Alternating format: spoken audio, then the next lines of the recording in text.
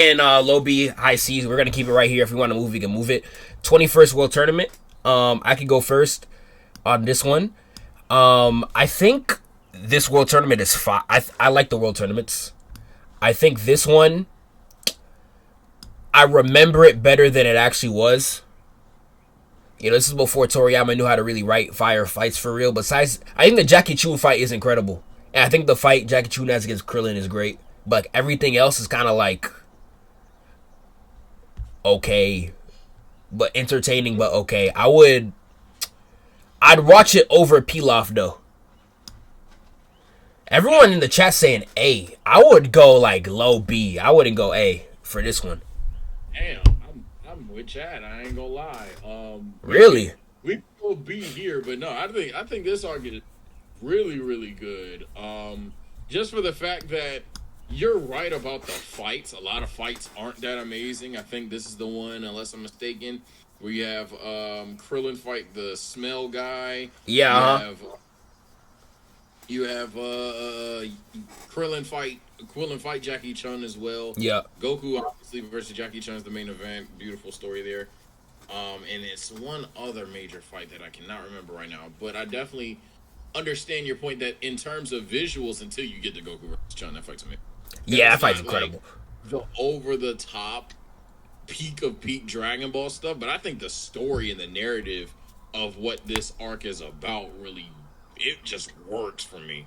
The idea that like, yo, I gotta humble these dudes because they are getting really strong really fast, and if they just win this tournament, it's not gonna be a positive thing. It's the first time in a long time for me, at least, because Dragon Ball introduced a lot of people to anime, where I was rooting for the main character to lose because I kind of understood where Roshi was coming from. Yeah. I was like, yo, if I let Goku win this tournament, there's a 50-50 chance that, and granted, he's still a cocky guy now, but like he becomes insanely cocky and just doesn't care because he thinks he's the strongest now. And that's not what it's about. That's not what it should ever be. So it's easy to root for multiple people in this arc, and I think that just works for me. Yeah, I like Master Roshi's whole thing in this arc. I like he doesn't fight Nam. It's Goku who fights Nam, right? Goku's the one who fights Nam. I like that fight too, and a lot of the story stuff is great. I think when it comes to like the story stuff outside of the tournament, I think the 22nd World Tournament just does what this arc would have done better, in my opinion.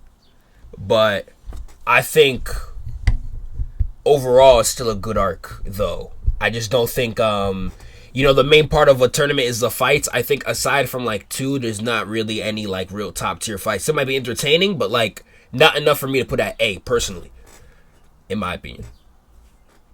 We could do B for now, but I definitely. You want to fight to move that up? Red Ribbon arc. Do you want to start? You want me to start this one? Oh, this is easy because I'm biased on this one. I'm not gonna lie. There is no realm of reason that this is what it's supposed to be. But I'm putting this in A tier for one thing: mass genocide. Nothing else about this is better than the 21st. Nothing about this. You could argue it's not even better than the Pilaf Saga if you had to be nasty. I want to say all that, but I wouldn't say that. But mass genocide. It is the funniest moment in Dragon Ball history, unironically, seeing a tot Goku fuck around and just commit mass murder on not innocent people, but people that have nothing to do with the situation. It's just the funniest shit because he doesn't even know what he's doing. That nigga Goku crazy as hell. So I'm always a fucking simp for that moment. Outside of that, though, this arc is very easy. Based on this ranking, very easy C tier. But I'm all for Goku just slaughtering the Red Ribbon Army. I don't know. Easy. I think this is the easy A. I'm very happy that you said A. I would put it A too. I think this is the easiest A of my life. Like, damn, you think all around it's cleaner than the 21st Budokai? Oh hell yeah! In terms of like how fun the arc is, the characters that are inside it, and like just the flow of that arc, I'm putting that over. I think Goku's character development in that arc is crazy. Like who is the dude who died? Who was like the Native American dude that died at Tao Pai Pai, and that whole thing where he gave up his whole adventure of the Dragon Ball to make sure to wish back that dude. Bora, right? That's his name? Yeah. The dumbass with the tot. Bro, I love that whole section. I love the Korin training. I think that's the best training in the entire series, besides going to Namek. I think that's the best one in the series. I can't give it that. You wouldn't give it that? But I wouldn't say the best training. Best training to me is definitely, we're looking at some shit in the Cell Saga. We're definitely looking at some stuff in obviously on the way to Namek, no conversations. I would even say the Saiyan Saga. Really? I would even say stuff in the Saiyan Saga, given the impact of it, because it's urgent. Even though you don't see too many scenes, it's very urgent. Yeah. But in terms of like on screen, I would give you that. But yeah, in terms of on screen, I'll give you that. But in terms of like just like my favorite training arcs per se, I'm definitely taking the Room of Spirit and Time. Taking definitely the Gravity Room. Probably those two for sure. Oh, fair. I would take the only one that I would take probably over this is I take Goku going to Namek. That's like the hardest thing I've ever seen in my life. You don't fuck with King Kai? I thought I don't mess with King Kai, but I wouldn't put it over Korin. I really like, maybe it's the nostalgia, but I really liked Korin's training. Even though you don't see Vegeta's, when Vegeta was training in the Gravity Room, like, when he was explaining how he became a Super Saiyan, I love that scene so much. I'd probably put that over it too, but I wouldn't put that much over Korin. I really like the Korin training. And I'm bugging. And the very first time that they trained with Roshi. Oh, that too. Yeah, I put that over. Yeah. I forget about that. That would count for 21st, right? Yeah, that would actually. I would move it up to low A. Now, just because of the trial, you're sick. Oh my god, dude. Now that part is so great. I love that part though. That part is so great. That is so good, bro. Like, what's the part where they had to write the rock? Like they had the signing on the rock, and they had to throw and find that, bro. I'm telling you, it was hilarious, bro.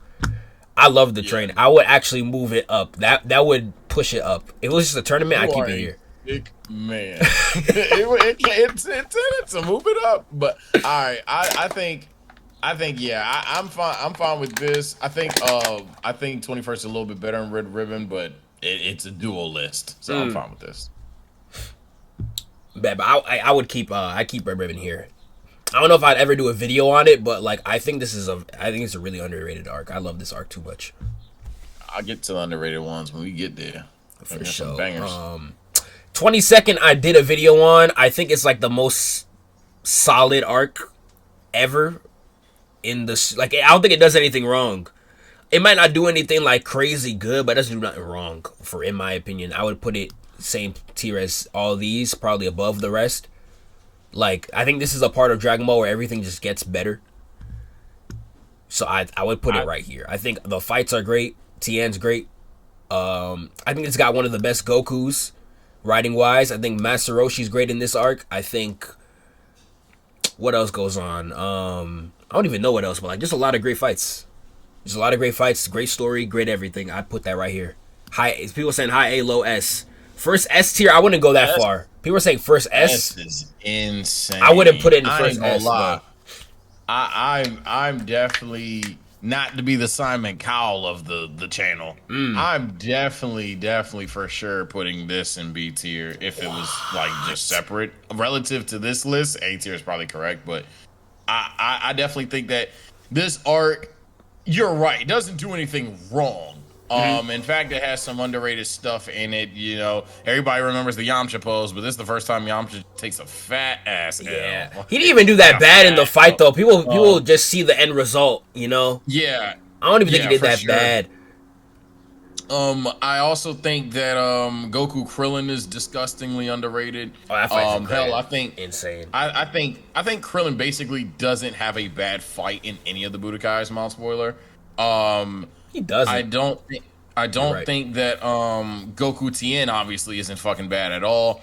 I don't have a problem with Jackie Chun quitting towards Tien, any of those things. But what I think my reason why it's not A tier, let alone S tier, and I'm gonna just be straight up, it just doesn't peak as high for me as an arc. Tien's a great character. Obviously, I think over time becomes like one of the most beloved characters. Yeah.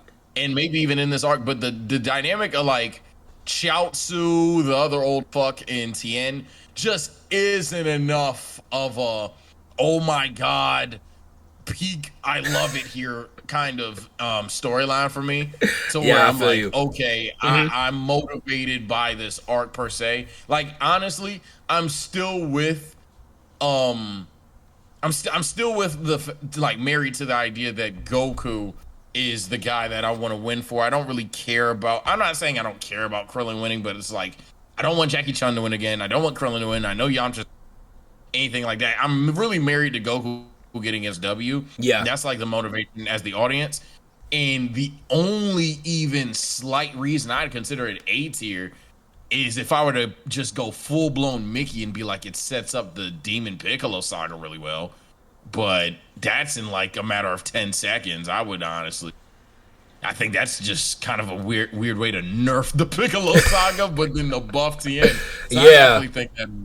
I definitely think this is B tier, but you're right. It doesn't do anything bad. I just don't think it does anything over the top great. Yeah, someone in the chat said you're low key convincing him. He said yeah, like because it's not one of them things where I'm not gonna sit there and tell, like, because we know how Dragon Ball fans get down. Anybody in either chat is gonna name moment after moment after moment. I'm gonna keep saying that's not bad. That's not bad. That's not bad. Literally, but right? None of these things are fantastically great. Like for example, I'll just throw it out there, and this shouldn't be a debate unless you're bored. This is easily the worst of the three main Budokai fights. Easily, not even close. Goku Roshi, Goku Piccolo, and Goku Tien. There is a polar bear in Texas, respectfully, but it's not that Goku Tien is bad. You get what I'm saying? So you're probably right.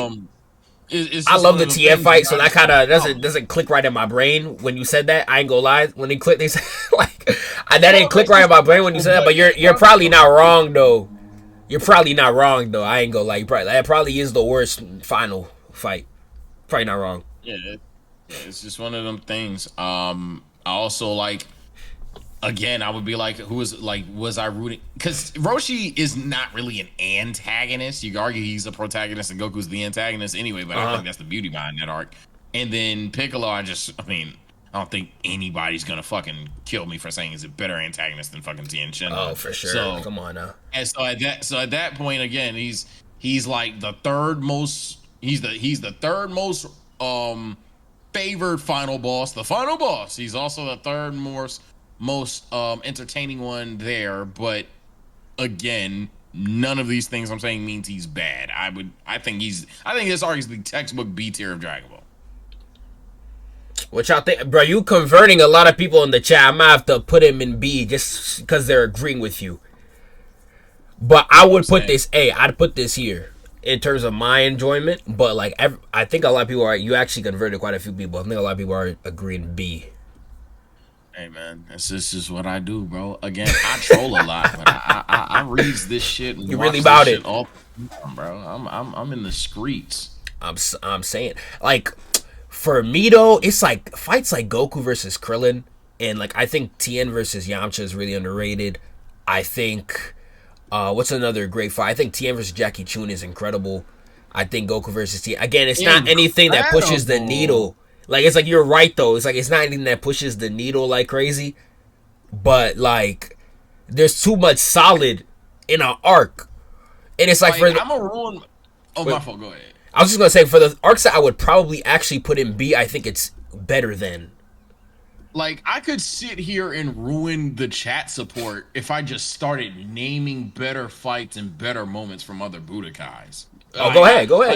I would lose the support. But like, for example, the storyline of the rival schools gets shat on by the storyline of Roshi trying to mentor his students. Anybody that debates that, go fuck yourself. So that storyline stomps.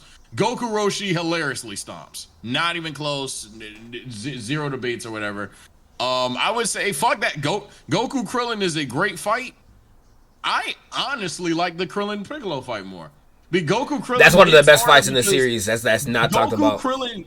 Goku Krillin hits hard because their names are Goku and Krillin, and it's also a good looking fight. But Piccolo Krillin, I think somehow encapsulates the idea that Krillin's going to lose, but he's going to give it his best effort way harder.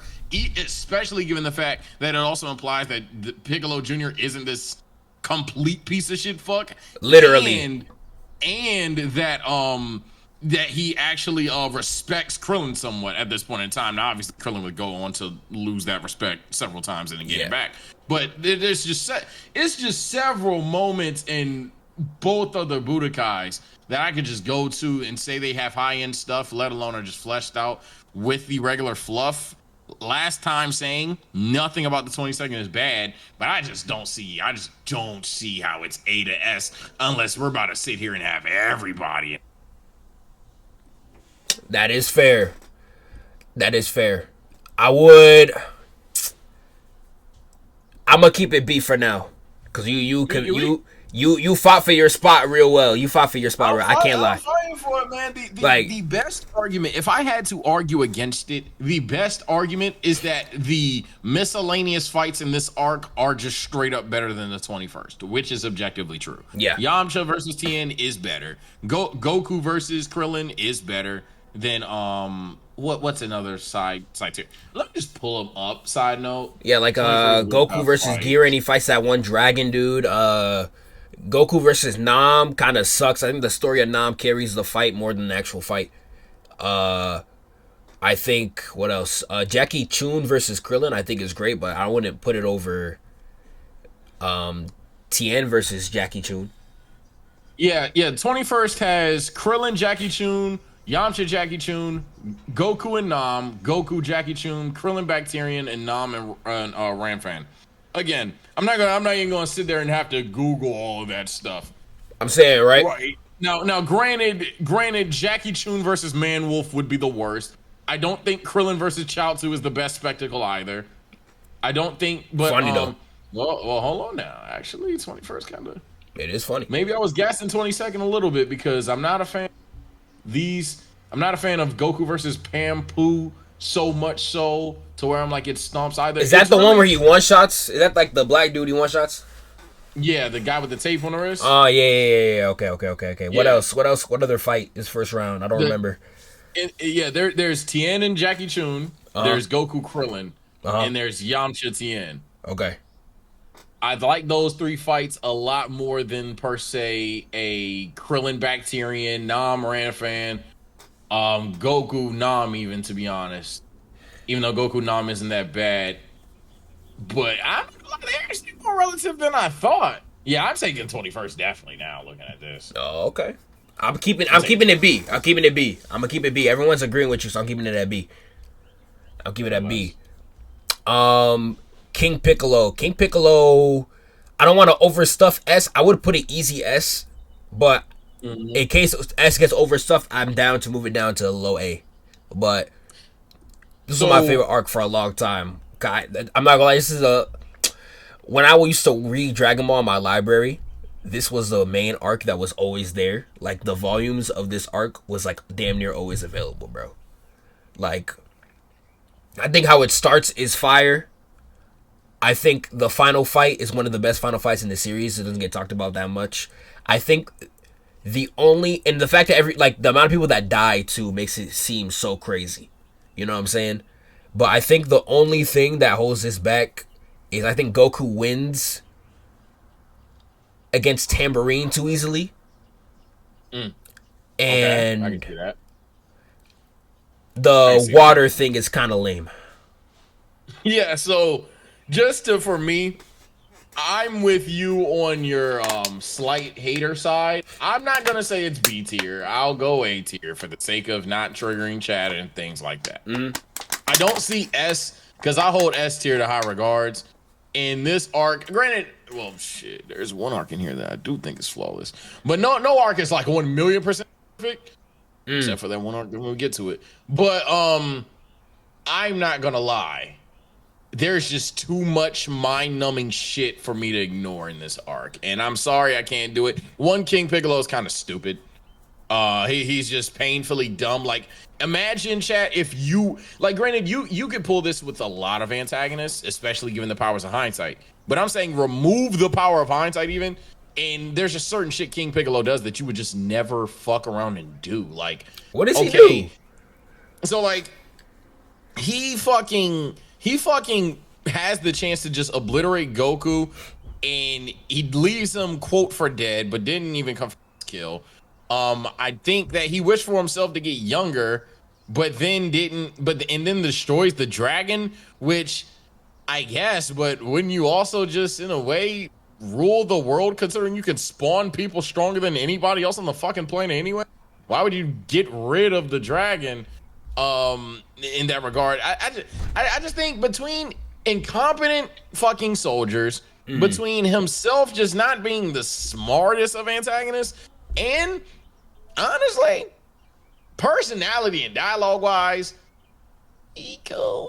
I think he cool. Like, rewatching. I think what he does is cooler than what he talks about. Like, I think him killing Shenron is like 101. Yeah, I'm about to say his actions are awesome. Hell, even though I disagree with the move, killing Shenron's fucking, you know, that's raw, bro. Him killing Shenron's like, raw.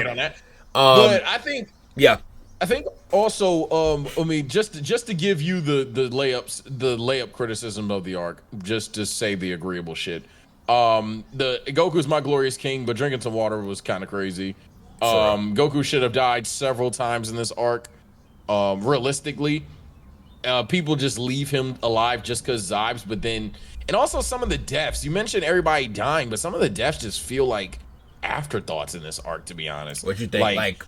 Like you would think for Master Roshi dying, for Tien almost dying is the most emotional I get in this arc for a side character. Fucking Roshi's death, I was like, damn, I forgot he died this arc type shit. For example, nothing ever in this arc hit too hard outside of how I felt for Goku, and that narrative could arguably be S tier. Let me be very clear. Yeah, because Goku finishing a tournament and seeing his dead friend is fucking nuts. So it's definitely a feeling there.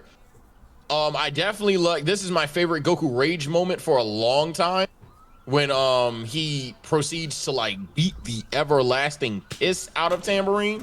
Granted, you weren't a fan of it, but if you're gonna power him up, let him kick ass, man.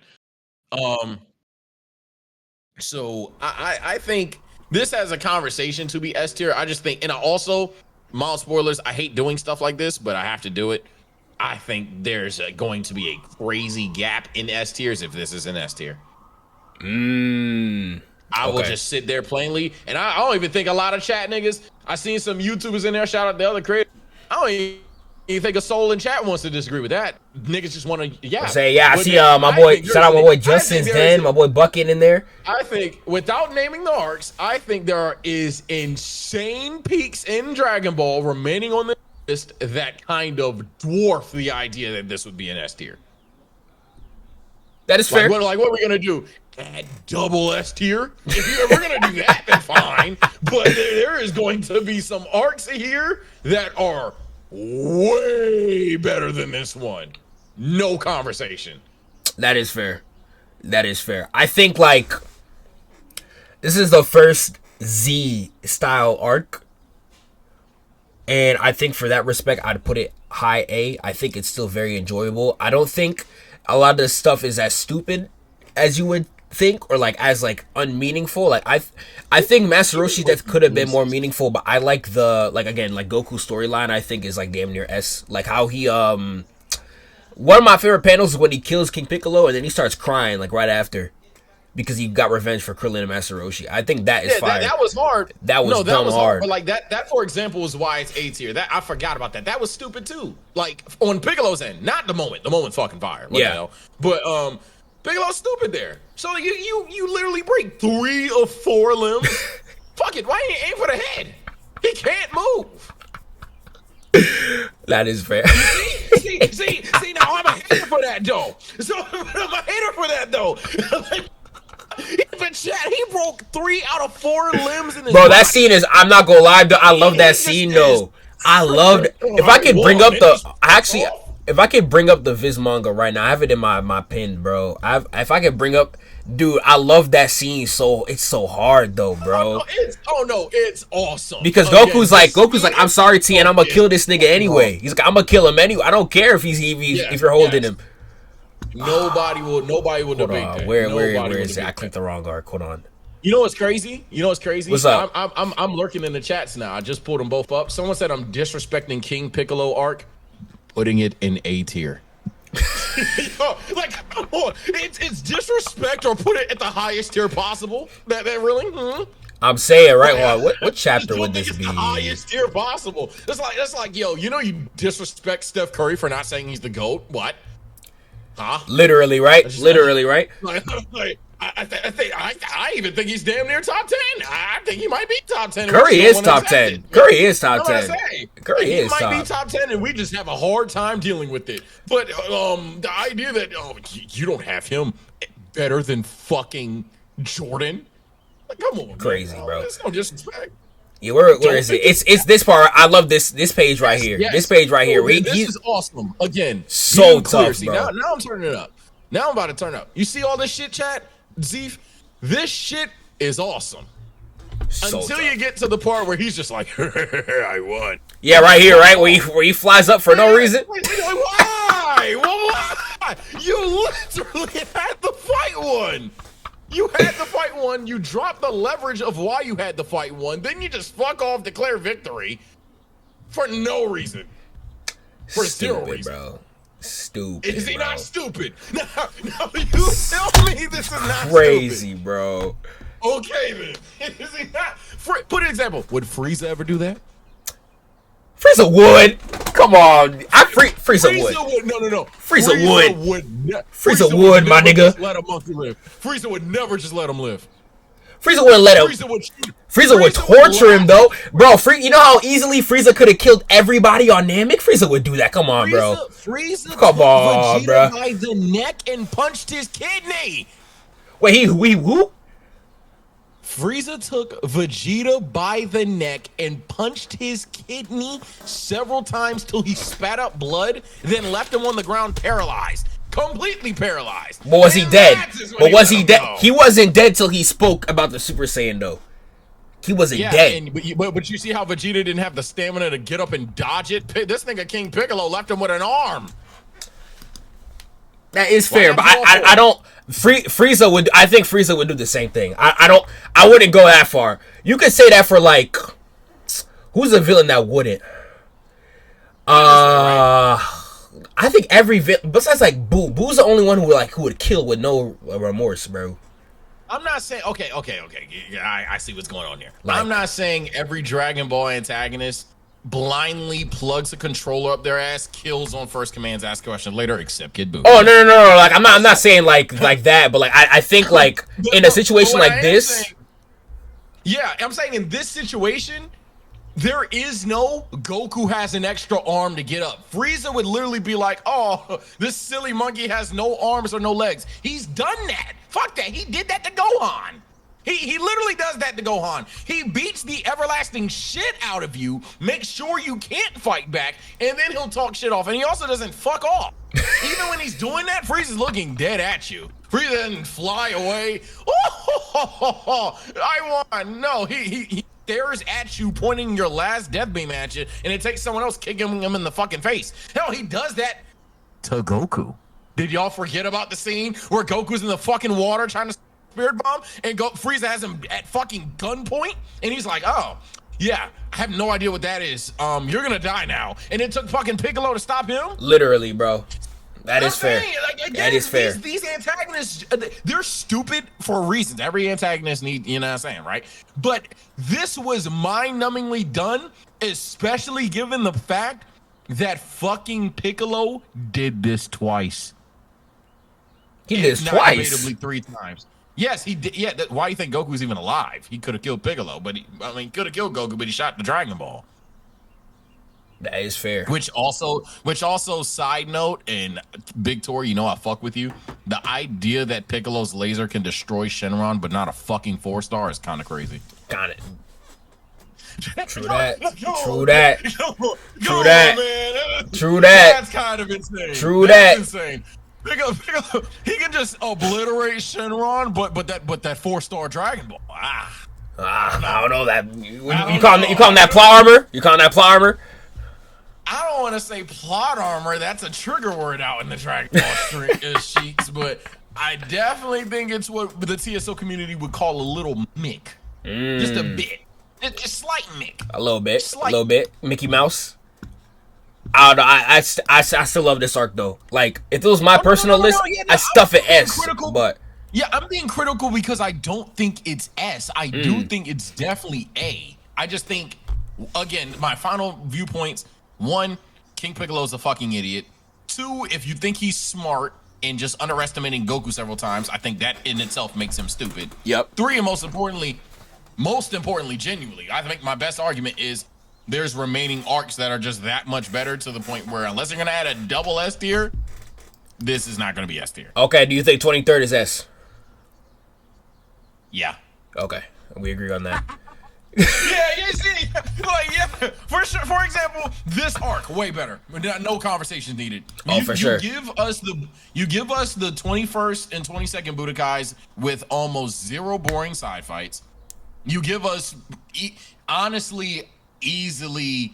I won't say easily because Jackie Chun and Goku is very emotional, but in terms of choreography, outside of that final 2-minute stretch of Jackie Chun and Goku, easily the best looking fight. Yeah. And even then, the final 2 minutes of this fight is fucking amazing. Yeah, second to none.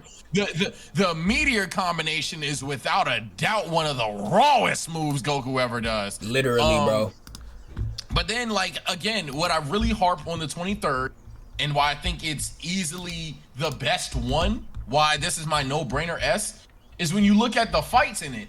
Look at the fights in it. None are bad. None are boring. You don't have any of the You have Piccolo and Piccolo Kami. You have Goku Krillin, which I think is the best Krillin fight. You have Goku Piccolo, obviously. You have Tien and Tien and Goku, Tien and Top Pai Pai. Goku, yes. Tien and Goku, yes. Yeah, none of these fights are boring, and even if we're talking about just those 4 side fights, those 4 side fights are hilariously better than 90% of the other side fights. And then you give me, honestly, a much more anticipated final matchup, because this final matchup is easily what you're rooting for the entire time. Yeah. You give me much, much better looking moments. Like, for sure. It still feels like Dragon Ball, except Goku's just grown up now. But it still feels like original Dragon Ball. You still get foot Kamehameha. You still get raw martial arts techniques. You get fucking giant Piccolo, which you don't see until goddamn 2023 or 4. Yeah, when that movie come out? 2023? Yeah. Crazy. Yeah, this is just so unbelievably an easy S tier for me. This is why I was fighting so hard for Demon King Piccolo to not be an S. Because I think to not be S, yeah. This is just one of them ones. Like, I think people downplay as time goes what an S tier Dragon Ball arc looks like. So because they do that, they try to throw everything as peak in this conjecture. No, Dragon Ball at one point in time, without a doubt, used to just be it. And I think this is definitely one of those arcs where you got to do a lot to even sniff saying that it's as good as the Red Ribbon arc, as good as what else we have in there? The 21st, you know what I'm saying? Some people like the 21st more for emotions, but I think this is easy S, no conversation. Yeah, you said everything I'd want to say. The only thing that I would add is I think Piccolo versus Krillin is, again, his best fight, like you said. I think that's one of the most underrated written fights because it does everything so perfectly. Instead of like you know how most of the time they make the villain like so much stronger than the side character, they just like one shot him. Like if that fight came out today, Krillin would have got one shot, you know? Yep. And like they did it in a way where it made Krillin look strong as hell, but it did make Piccolo look weak.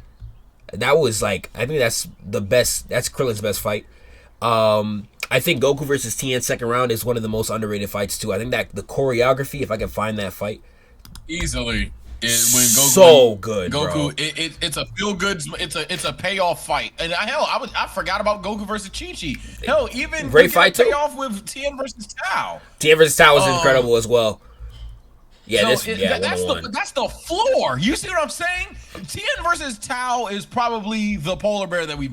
That's the floor of the arc. Literally, right? Yamcha and Kami too. Yamcha Kami too. Yeah, Yamcha Kami. I think Yamcha Kami's just good. So yeah, I don't think that fight's bad either. I don't think that fight's bad either. You're right. I don't think that fight's bad at all. This shit is just hilariously the I think it has some of Toriyama's best art too. It has some of Toriyama's best art. Yes, no combos. I don't think we got a glaze no more. I think everybody gets it. Everyone said S in the chat too. I'm reading the chat. Everybody's saying S. But you see the difference between when other arcs popped up, you saw some A/Bs, B/Cs. Everybody, this arc S. That's what I'm getting at. Literally. Like, I sound like the grumpy old troll who lives under a bridge until the big time S hitters pull up. The big time Sers pull up. Literally, bro. We got Saiyan. I'm gonna skip the wedding dress arc. I don't even remember this. I know this was like a filler. Do you want to rank this? I don't. That's not a fucking arc. Yeah, that's dead not an arc, bro. That's Saiyan arc. I'm gonna keep my opinion short. I'm actually dropping a video on this by like next month, so I'm gonna keep my opinion short. But it's one. I think it's the best written Dragon Ball arc by far, bar none. I think every major fight in this arc is top 10 in this series. I'd go as far as say damn near top 5, but I'm not gonna go that crazy today. Toriyama's best art, Toriyama's best paneling, best writing, I'd say easy S. I'm not gonna go in depth because again I'm gonna drop a video on it in like a month. But if you want to go crazy with this, you go ahead. So do you want me to detail it as well, or do you want to just? You can detail it. You can if you really wanna. If you have something you want to say about the arc, you can detail it, bro. But I'm not gonna go too in depth. I think everybody knows this arc is good. Well, this is easy. This is the best arc in Dragon Ball, without a conversation to me. Really? I think this, easily. I think there's one arc that gives it a run for its money, but when you talk about a perfect start to finish, perfect pacing, perfect believable antagonist, plot twists, swerves, people underestimate this arc for lack of swerves or lack of drama sometimes.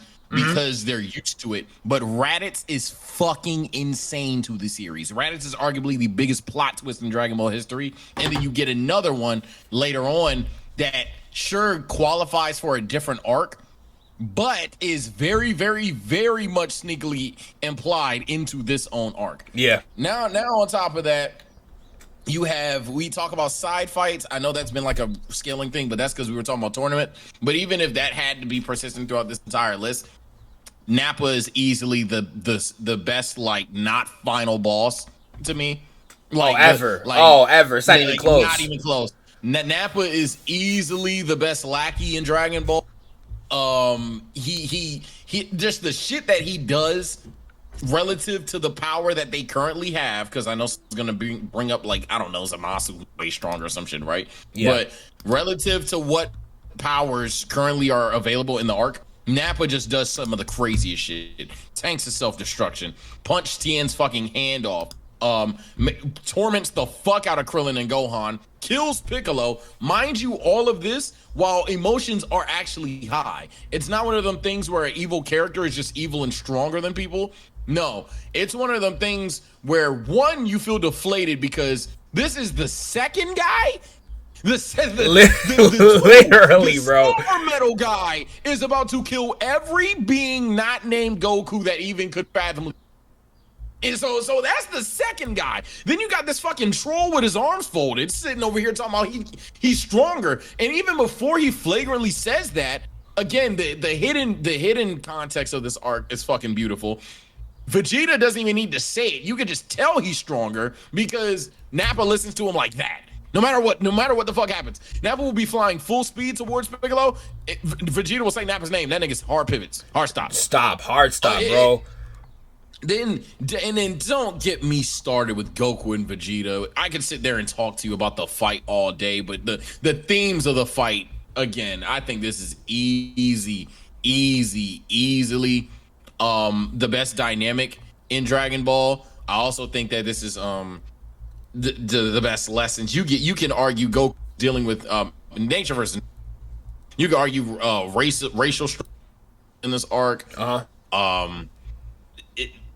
Goku's a bad dad, but the whole time he's just saving his tot. It's just so much shit goes on in this arc. Every character has their chance to shine. Every character feels believable. I'm attached to everybody. This is the one time I even almost cared about Chaozu. This is just so unbelievably an S tier arc. Vegeta is by far the best antagonist at this point. I know everybody's tied to King Piccolo because the name Demon's in there, but Vegeta's dialogue is infinitely more interesting than King Piccolo's. Oh, for sure. So it's just so unbelievably awesome. Yeah, I think it's got the best constructed final fight too, because like I love how all the characters got to do something and it's not just Goku. I think that's not one of the only fights, but it's like one of the main. I think the Buu Saga does it too, but I think besides the Buu Saga, it's like one of the only final fights where it's like everybody got to do something. In like the see what you mean by the Cell Saga filler too, because like everyone helps to shoot Ki Blast against Cell in the anime. I guess that too. Yeah. We'll talk. I was refraining from talking about future arcs later on, but I'll say this again. When I'm talking about Nappa, someone said I was glazing Nappa and then mentioned fucking Tambourine. Oh God. Okay. But Tambourine cold though. Tambourine too. I think Tambourine is like the second best lacking, bro. I think Tambourine is not sniffing. I'll get to that one. Bro, what? You see the kill streak he went on? That kill streaks are, but that's the thing. Kill streaks are fine, sure, effective. His VORP is out of this world. His fucking PER is like over 9. In terms of like antagonists that I fuck with, Nappa. Someone in chat was arguing it, I think incorrectly, but it's kind of to the point. Nappa, on one hand, he's doing it because Vegeta told him to. Who ultimately is doing this because he's trying to get back at Frieza. Mm-hmm. But on the other hand, he also doing it because he fucking wants to. It's like if Vegeta weren't here, Nappa would do this shit anyway. So it's just so he's just an infinitely better personality than Tambourine. I'm not about to sit there and glaze no goddamn fat dragon. But what was I about to say? I mean, we've skipped over the moments too. I mean, you intentionally. We skipped over the moments too, but this arc just also peaks higher than everything we've talked about. Straight up. Sure. I mean, we're talking about the introduction of the Kaioken Spirit Bomb. We're talking about the first the first major big time beam struggle. We're talking about Gohan getting his first W, or lowercase w if you think it was lowercase. Lower. Yeah, it doesn't matter. We're talking about fuck. It's another one. Over 9,000. This is such a quotable, fun arc with hidden depth. Fucking Yajirobe gets a chance to shine in this arc. I'm saying, it's bro, unbelievable. It's just not. It's so not close to me that this is just. I mean, nobody's gonna debate that this isn't S. I just think this is a reason why I didn't want to have everything in original Dragon Ball in S at this point. Yeah, because original Dragon Ball is definitely arguably the best interpretation of Dragon Ball. Let's not get it twisted. Look at all the A's. But it's just one of the things where it's like, nah. Not even close, yeah. This is also, I think this is one of my favorite moments where he realizes that he's the one who killed Grandpa Gohan. I love this moment too. This is like a small one that people don't really talk about. I love this. And like stuff like this is like throughout the entire arc. You know? And I'm just gonna introduce this to your community as well. I also think Vegeta and Gohan are the most underrated dynamic in Dragon Ball. Wait, Vegeta? And it's Vegeta and Gohan. Most underrated dynamic in Dragon Ball. And it even starts as early as this saga, where Vegeta pretty much acknowledges the entire. Oh shit! If I didn't have to kill this guy, this Todd has potential. like literally, right? Their fight was crazy too. Their fight was insane. This fucking runt is actually pretty damn impressive. It's unfortunate I gotta kill you because your dad won't join me. But like, if your dad joined me, you coming too. Literally, where's the part where they real life boxing? Like it's literally like the last portion of this fight is just Gohan ISO Vegeta. Like, yeah, but Vegeta's at his best as a character to me when he's not giving those WWE speech monologues and he's not telling you exactly how he feels. And this is just one of those moments you just see and even here that he fucks with Gohan on the lowest of key. Yeah, for sure. You just can't, be a softie because he's Vegeta. But yeah, we don't need to beat it to a dead horse. For your video. Yeah. Saiyan Saga's S tier. Go fuck yourself. Easiest A. Would you put Frieza A S2? I mean, I think obvious. Yeah. yeah. What the fuck? I mean, this one has Super Saiyan in it, so that's almost an auto S. The arc would have to be laughably bad to not do it. But for all the flaws that this arc does have, it does have them. I do think the Ginyu Force is also in that conversation for best non-main antagonist. Mm-hmm. That's why I definitely don't put Tambourine in there. I think Ginyu Force slams. But even if you don't agree with that, the Ginyu Force are certainly not boring. So there's that. Zarbon and Dodoria aren't necessarily the flashiest villains when you think about it. And I'm not going to sit there and praise Zarbon and Dodoria, but I will say that they meant a lot in terms of like just the power cliffing that Vegeta was going on. Vegeta, speaking of, arguably the best character in this arc. And if it wasn't for what Goku and Frieza had going on, would just be by far the best character in this arc. This is my favorite version of Vegeta, and that's just. I think that's easy. That's easy. Yeah, you say shit. Welcome to my community. If you're, you're. Well, what would they say? Well, who do they have over? What Vegeta do they have over this arc? Pretty much every other one except Cell. What? But the Majin Vegeta for them, the type B shit. Saiyan Saga Vegeta because he's the main antagonist. B shit. And then the Cell Saga one, granted, he's barely there, but some people were even arguing that. But this is easily my favorite. That's Vegeta. crazy. That's crazy. I like I like Cell Saga is my favorite Vegeta, but I wouldn't for a second tell you that he's better than Namek though. Like, I like that because of nostalgia. Yeah, you have a favorite. Yeah, you have a favorite all you want. I'm not gonna tell you what to like, but but like he's not the best. I think it's Namek by far. Like just rating wise, it's Namek by far. Like this is Vegeta at his most desperate, his most clever, and I think Vegeta also is the best when he's kicking someone's ass. You get several of those, but then when he finally gets his comeuppance, his ass kicked, it's probably one of the best beatdowns in the series with Frieza and Vegeta, the name that we haven't mentioned this entire time. And I think, unless you're bored or in the TSO community, by far the best antagonist in Dragon Ball history, you get the fucking Frieza, who take Vegeta from the last arc, somehow improve the dialogue, give him foreshadowing from arguably the Saiyan Saga, if you really think about it, and make him be the final crutch to one of the greatest transformations of all time. Literally, and we ain't even talking about Goku, who is unbelievably great in this arc. So, without a doubt, every character is damn near at their best. Gohan obviously shines in this arc as well.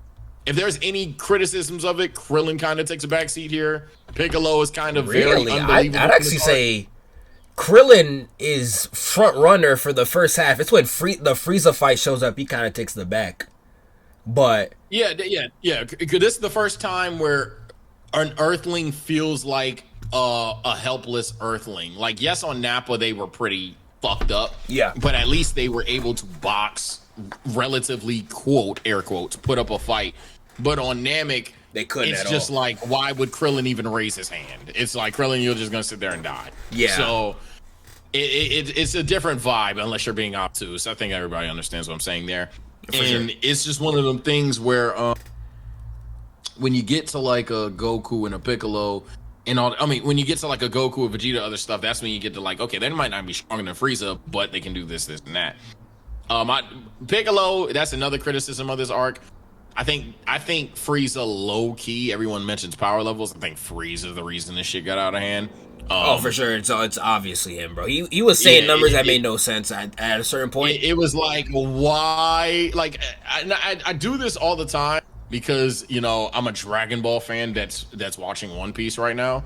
But I always troll both communities, and I say this: a straw hat nigga will forever be able to say they took their time with their power a lot better than Dragon Ball did. The idea, just imagine if like Goku was worth 100,000 berries and then by the end of an arc must defeat someone worth 2 billion. Literally, right? That's exactly what happened. Kind of what it is. And I'm just like, huh?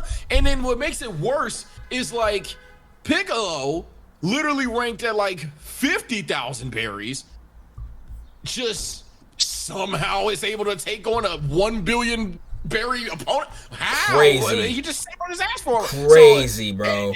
And I'm not saying he didn't train, but let's be fucking for real right now, dog. Like, you should not have made that jump. You should not have made that jump. If he had made that jump, Goku would have beat the everlasting shit out of Vegeta. So it just doesn't make sense. I understand he fuses. Nobody's an idiot. Everyone remembers the show. Yeah. But it is an unrealistic leap. At that point, Piccolo reasonably should have been able to defeat first form Frieza. I can even get behind that. But the second you talk about a power level of 1 million, and we're talking about a character that died to fucking Nappa, not even Vegeta, fucking Nappa. He ain't even train for real. He ain't even train for real. It just is unbelievable. Even if we're gonna say Piccolo is the greatest image trainer in Dragon Ball history, which he probably is, and we're gonna say that King Kai is just this one-of-one GOAT, and the Namekian fusion is fucking fantastic. The idea that he couldn't beat somebody who at highest has a power level of 9,000. The reason why I'm going at highest is because when Nappa gets serious, it is implied that he almost could have actually stalemated Goku without Kaioken. So we're talking about peak level of 9,000. And that guy is able to box someone relatively well at 1 million. It is pretty unbelievable. So this arc has its flaws, but I still fucking S tier. Yeah, I don't think the flaws of it are crazy enough to drop it. What's flaws I would think the arc has? I just think I wouldn't say it has OD. At least in my opinion. Like the flaws that I would say it has, I'm not able to explain off the top of my head like that. Like I think there is parts where I think Goku Super Saiyan is kind of inconsistently written. In my opinion. Like more so in the sense where it's like he's so everyone's saying, oh, he's like warrior of rage, he's so adamant of killing Frieza, and then like he spares Frieza like 6 times in the fight. I think that's inconsistent. I see what you mean, bro. Like you could headcanon and be like, oh, that's Goku's nature and blah blah blah. It's at the third, but it's like I feel like the end where he spares him, I think is reasonable. Like I love that part. But like even outside of the end, he spares Frieza like 10 times. Like I think that's crazy. I think the anime drags it, I think, way too much. I literally cannot watch this arc without reading the manga. I have to read the manga for this, bro. What else? Pacing's an issue. I can't give you the Goku thing because I'm not gonna say it in the same way that everyone's gonna tell you, but I definitely think that Goku was dealing with his nature versus nurture as early as on Earth. I think one of the rare things that Dragon Ball did during this stretch is tie narrative threads together. The Saiyan Saga and the Namek Saga share the same exact theme. I don't know why Dragon Ball stops doing that. Super, you can hit shuffle on the arcs, make the power levels make sense, and there you go. But Goku's dealing with his nature versus nurture from literally episode 1 of Dragon Ball Z until now. So I definitely think it makes sense for this character to kind of like not know what he wants to do. But then also when he's indecisive, it's still consistent with him. Goku would want Frieza to power up just to beat him up anyway, because he spared Vegeta because he not necessarily wanted to be a good guy like the dub would make you think, but rather he just wants to, for some reason, can't explain it, it's the Saiyan heritage, he wants to fight strong opponents, and he doesn't want to just waste one like Vegeta. The same way that, granted, he knows he has to or subdue Frieza, but he doesn't want to just know that Frieza could have went all out, have beat him earlier. And then even when he spares him, a lot of people are critical of that, but I think this is just like Goku's nail in the coffin that some people do need to die. And it was just one of them things where he saw it work with someone else, so he tried to make it work again. I'm not critical of this. I'm not critical of Goku in this arc at all, but I understand it. I don't have any other flaws off top of my head. Maybe later I might think of one if we try to compare it with like rank it with other arcs. But I would put it. Would you put it above Saiyan? No. Okay, so I'll put it right here. I think Saiyan Saga is just damn near perfect. Better, if not literally perfect. For sure. Yeah. I'd put it right here. Do you want to cover Garlic Jr.? I haven't seen it in forever. No, but I'll rank it D tier and move on. Okay, I'll rank it D tier. I haven't seen this in forever. I couldn't even tell you. Cell arc, I think painfully boring. I think easy S unless you have a contrarian opinion to Cell. Yeah, so you can make the contrarian argument if you want to sit there and be that guy that's like everything with second form Cell is stupid. Trunks is stupid. Vegeta's stupid. Krillin's stupid. And Cell, even to a degree, is stupid. 18 is stupid. If you want to say everyone involved... Oh, everyone in Cell is stupid. I will agree. I will say that. Yeah. Everyone in Cell is stupid. Yeah. So let me be clear. You can argue these things. I'll just say, and I think everyone will say that despite all of the potential flaws which this arc is full of, it just peaks at an insane high. I'll put it in S tier. It peaks insanely high. But there is for sure a lot of heads. Too many. If you're really tapped in. Wait, go ahead. No, I was gonna say like at least like for example, Vegeta's stupidness is like in tune with his character, but like something like one that always comes to mind for me is like when Cell is fighting Piccolo and then like he lets his guard down and then just tells Piccolo everything about him when like again everyone is stupid. Like everyone is the reason why like because Piccolo asked him in that fight 3 times, he's like, oh, who are you? Cell's like, I'm not telling you, I'm gonna kill you. And then like Piccolo was easier to kill and he told him when nothing changed you were still gonna kill him. Like I think that's like one of the stupidest villain moments I think of the series ever. We could talk about Vegeta and Krillin. I think Vegeta's mistake is true to his character. I think Krillin's is kind of, I don't know. You could take that as you will. I think Tien's moment is incredible, though. I think that's one of the best moments. I think Tien's Tri-Beam is one of one. I really like Goku in this arc. I think... What else do I really love? Gohan, obviously. We don't gotta talk about Gohan. I think everyone knows. I think everybody knows. Gohan. I love Goku's Senzu Bean moment. I don't think that's a bad father moment as much as everyone would say that it is. It's the most overrated. It's the most overrated brain rot Twitter take of all time. I hate when videos like that and that one Naruto video that came out. The one by a Plague of Gripes. Yeah, I hate when like the internet can let one nigga or one picture influence their opinion. It was such an obvious reason as to why he does that. It's not, oh well, he just hates his son and he's a bad dad and he's a. Actually, that's so fucking stupid. Literally. Scale of 1 to 10. Side note, quick before I say anything. 10 being flame them as hard as you want. 1 being, oh man, be nice. How much can I flame a stupid chat opinion? You could go 10. You go whatever, bro. They be saying some crazy stuff. I ain't gonna lie. All right, it depends on what you saw. What'd you see?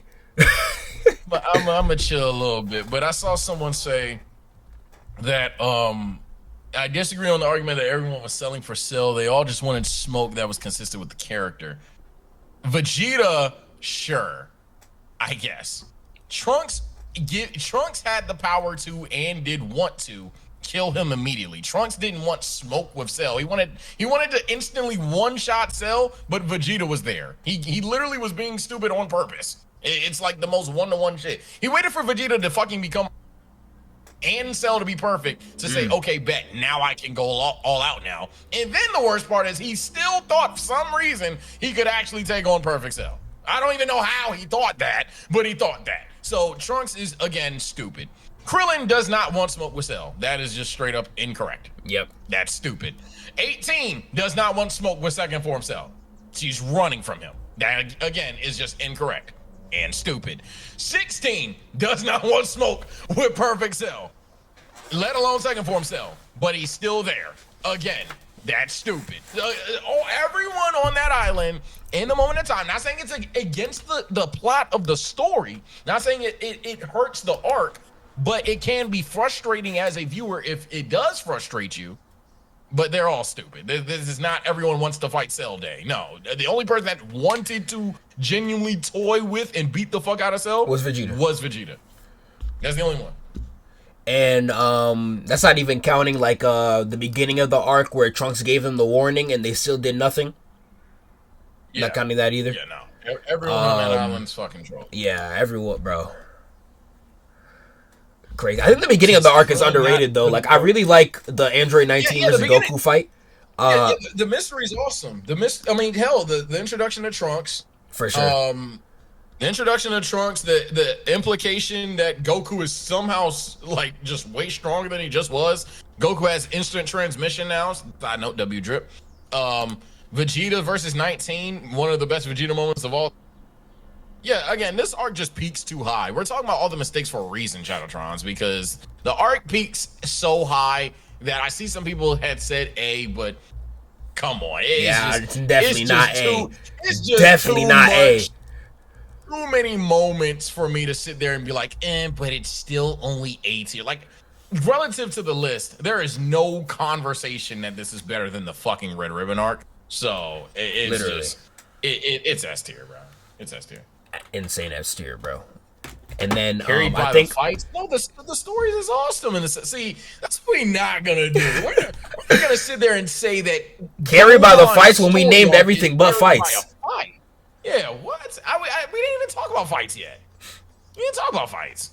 We could if we wanted to. Goku versus Cell, Vegeta versus second form Cell. We can talk about fights, but like, but I wouldn't put it there because of fights. But I think S is like clear for Cell. S is very clear for Cell. Yeah, it could be this hypothetical low S per se, but cleared by fights and. Yeah, some of these Cell takes are crazy. What YouTuber dropped that done an influence y'all? Because there's no way that niggas done watch this shit and then think these things blindly. One thing I will say, I know we're not ranking manga, and I would still put manga Cell at S. But one thing I would dock, I think Cell in the manga is weak, character wise. I think the anime does heavy lifting for Cell. I think. Oh, for sure. If you read them back to back, like I did that quarantine, bro, I didn't realize how much heavy lifting the anime does for Cell. Like the English dub, the voice, who's the voice actor for Cell? He does so well, you forget that in the manga he's kind of boring. Or like in the Japanese dub, like he's so charismatic, you forget in the manga he's like, I'm not gonna lie, in the manga he's not that interesting. Especially Perfect Cell. He's not that cool, bro. I'll be so honest. Yeah, like, I got killed in my community for saying that anybody that thinks Cell is a better antagonist than Frieza, because honestly, it's just not even close. It's not close. When you read, especially when you read it versus watch it. I agree with that point. Especially when you read it versus watch it. Frieza is just a way better personality. Oh, someone in the people in the chat saying Damon Clark. Yeah, he's incredible. Damon Clark's incredible. Yeah, it's so not fucking. It's not even remotely close in terms of how. Not gonna say lackluster because that sounds like hate, but it's definitely a night and day difference in how Frieza will demean an opponent for making a bad demoralize, and Cell kind of just I'm stronger and perfect. LOL. Literally, bro. Absurd. Wait, where did where's okay. I thought Buu was gone. You want to talk about the filler PyCon tournament? I'll put that like low C. Our kind of sucks besides PyCon. Like that I'm not putting that C tier because Pilaf is just better than that. I would put it in D tier as well. D, to be honest. Buu Saga. I think this is gonna be the first kind of controversial one in a while. I think from King Piccolo on, it's like easy. This will be the first one that. Oh, I'll jump the gun. Fuck it. I don't know what your channel already thinks about your take on this. I say it. This is A or B. This is not an S conversation. This is I not agree. an ass conversation at all. The flaws do actually weigh it down here. Major pacing issue, major, and I do mean major pacing issue. Majin Vegeta is great. The final spirit bomb is great. This arc lives off of listing moments. That's what this arc does.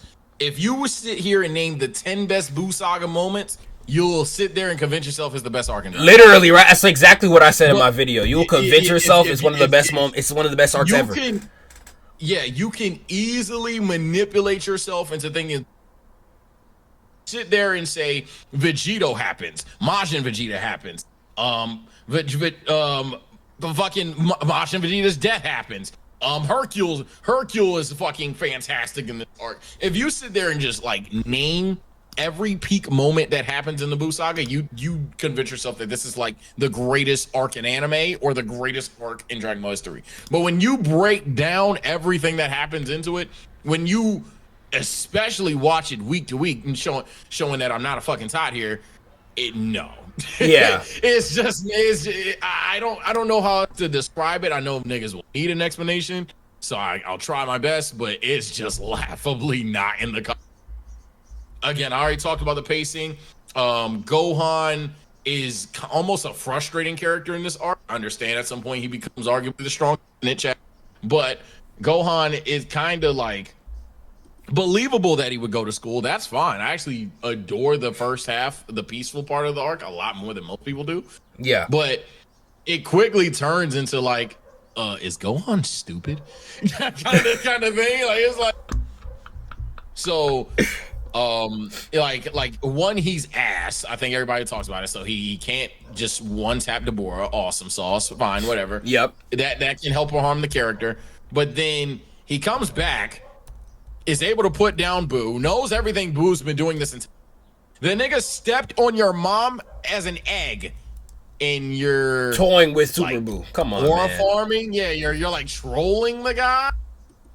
Now I understand. Oh well, it's supposed to play irony with Goku. Yeah, but the thing about the Cell Saga was that Goku and Gohan are not the same. The narrative done showed you that. So why now are we regressing that? Speaking of regression, Goku. I love Goku, my glorious king. He's a fucking troll in this arc. Goku, Carthu would call him a liar. I wouldn't call him a liar. Shout out to Carthu, but he's a fucking troll. Then the nigga sits there just he does lie to Vegeta, just straight up.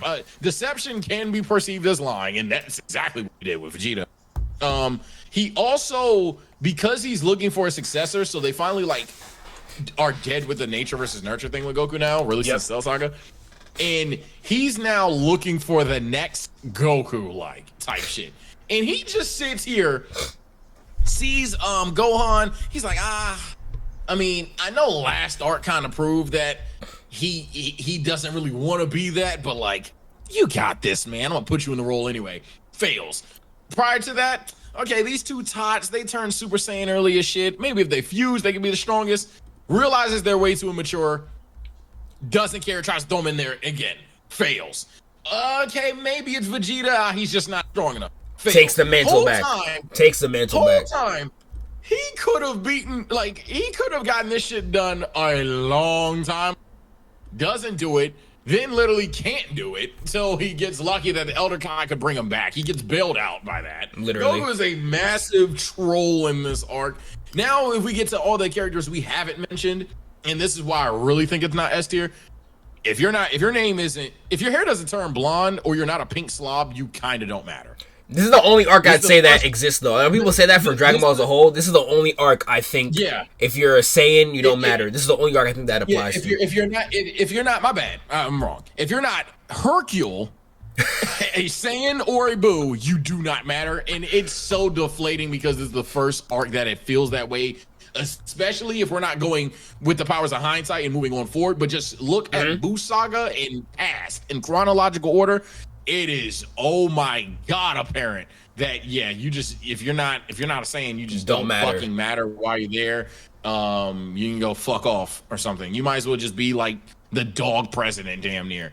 Again, as you're pulling up the panels right now, for anybody foaming at the mouth, you can easily gaslight yourself and saying that this is You could ever, because the peaks in this arc are very high. I think over.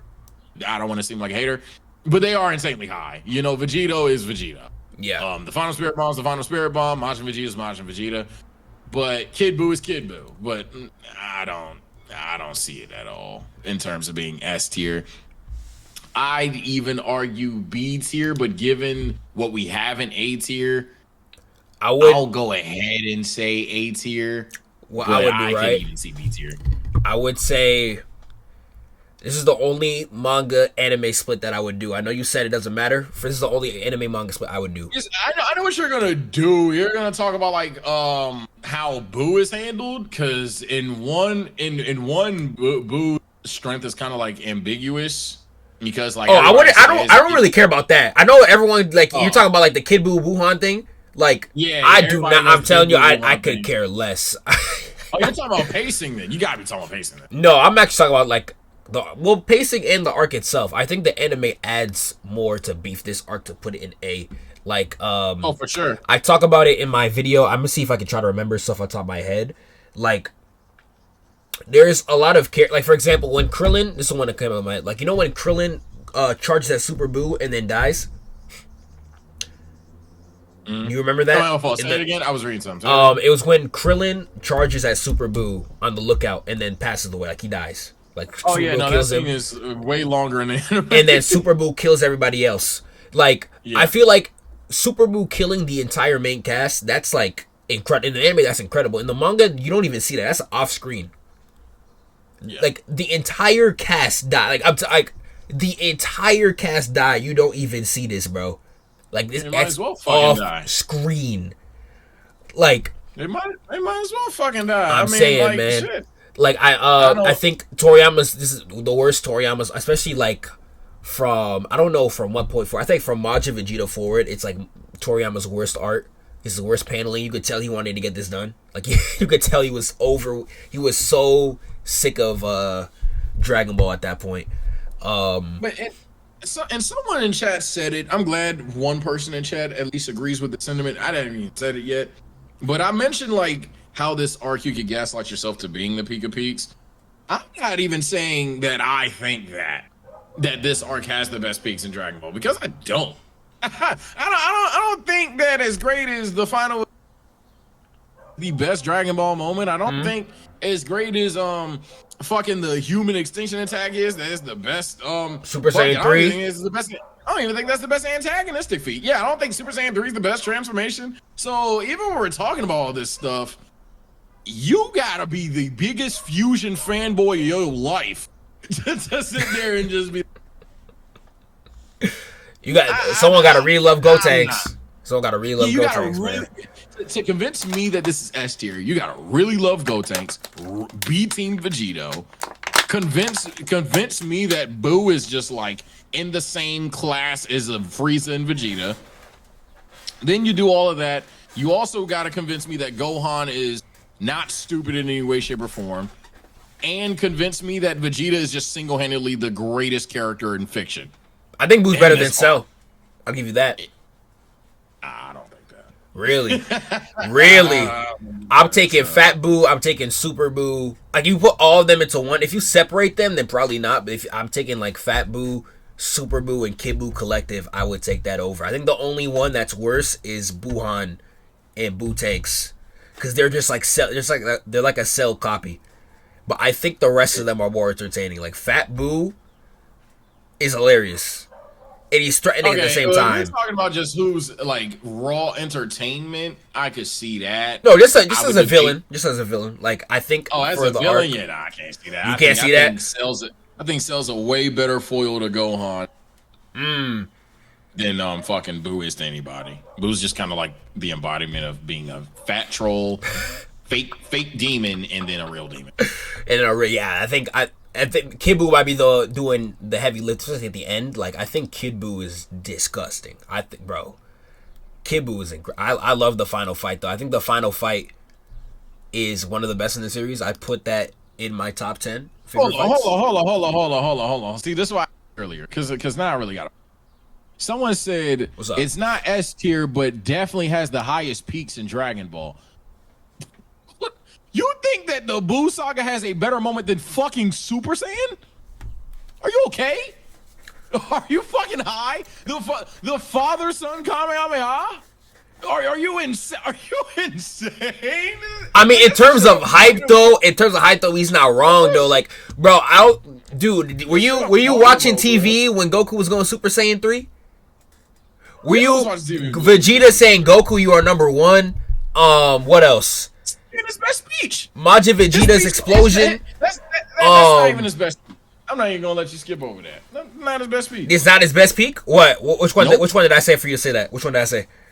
Vegeta's. You said the "You Are Number One" speech. Yeah, that's not his best speech. What would you say is the better speech? The death in Namek? His best speech is when he's dying. Yes, his 100,000,000% when he's dying on that. I wouldn't give that one to you. I think his number one speech is better than that. I wouldn't give that one to you personally.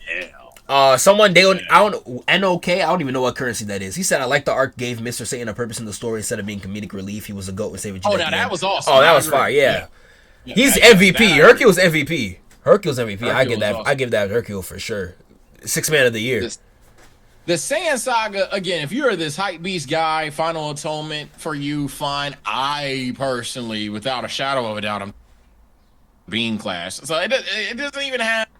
And I'm a story guy as well, so you're like we're naming like cool moments per se, but I think without a shadow of a doubt, it doesn't even have the best moment of the arcs prior to it. Yeah, if we're talking writing, it's not close to some like Super Saiyan or like whatever. But like if we're talking just like off straight, like is it raw? Hell yeah. Like it's top again, two. Bro, what did I say? Again, you could gaslight yourself to thinking that this shit is way better than it is. I just can't. I can't, man. I can't, bro. I'm keeping it like this. Everybody's trying to. You see how everybody's trying to squeeze in the Spirit Bomb now? That's not even the best Spirit Bomb in franchise history. Which is the best?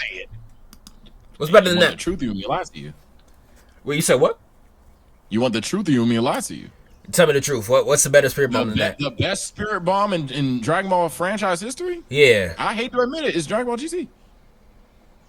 Without a shadow of a doubt, Universal Spirit Bomb, GG's. That's a good answer. Okay then. That's a good answer. That is not even close. Easily best Spirit Bomb. Easily. That shit was insane. GT got one now. That's fair. I think we'll keep it like this. But like you said, you could gaslight yourself if you just pick the best moments, but I think everything in between is stupid. It's not even counting like the cast just thinking Gohan is dead when it makes no logical sense.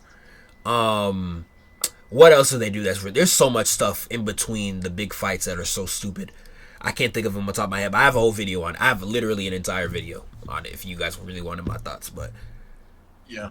But so we did all of this and agreed that it's A or B tier. Again, nobody's calling the arc trash. I just think that people put it on a pedestal that it's not supposed to be on. I think you can easily look at the 23rd Cell Saga and like, okay, yeah, it's just not there. So I put Anime Buu here. I'd put Manga Buu here though, but I'm gonna move Manga Buu off. But I put it here. Yeah, if needed. Yeah, I don't think that's the only thing I disagree. I don't see the difference with the anime and manga like that. Really? I think the anime just beefs. I think the anime just beefs up a lot more. Like a lot of my favorite moments from the. It's definitely slower in the anime. It's definitely slower. Yeah, I think a lot of the stuff that I like from the anime is not in the manga. Like Gohan saying what he says, Super Buu. That's not in the manga. What else? A lot of the good stuff in the Vegito fight is not in the manga. What else? A lot of the good stuff in the Kid Buu fight is not in the manga. Like Super Saiyan 2 Goku versus Kid Buu is not even in the manga. Like he doesn't even go Super Saiyan 2. And that's everyone's like favorite part of that fight because it's so well animated. Like I think a lot of what people like about the arc is anime exclusive. That's why I separate the two, in my opinion. I guess you made a good argument. I just think I call all the moments fluff, you call, but Dragon Ball fans are easily impressed. So that is fair. That's my thing. Like I'm like Super Saiyan 2, Goku, man, get that shit out of here. Put the 3 on and have everybody watching from hell. For sure. What are we talking about? But let's just move on to everyone's favorite series, Dragon Ball GT. All right, I don't have.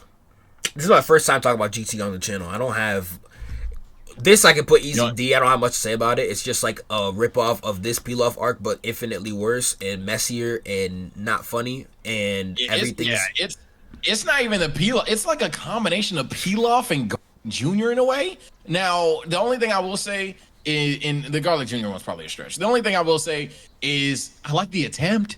You wanted to take Dragon Ball back to his adventure route so badly, you made Goku a tot again. I understand it, but slight criticism, GT fans, while we're gonna go on to other arcs.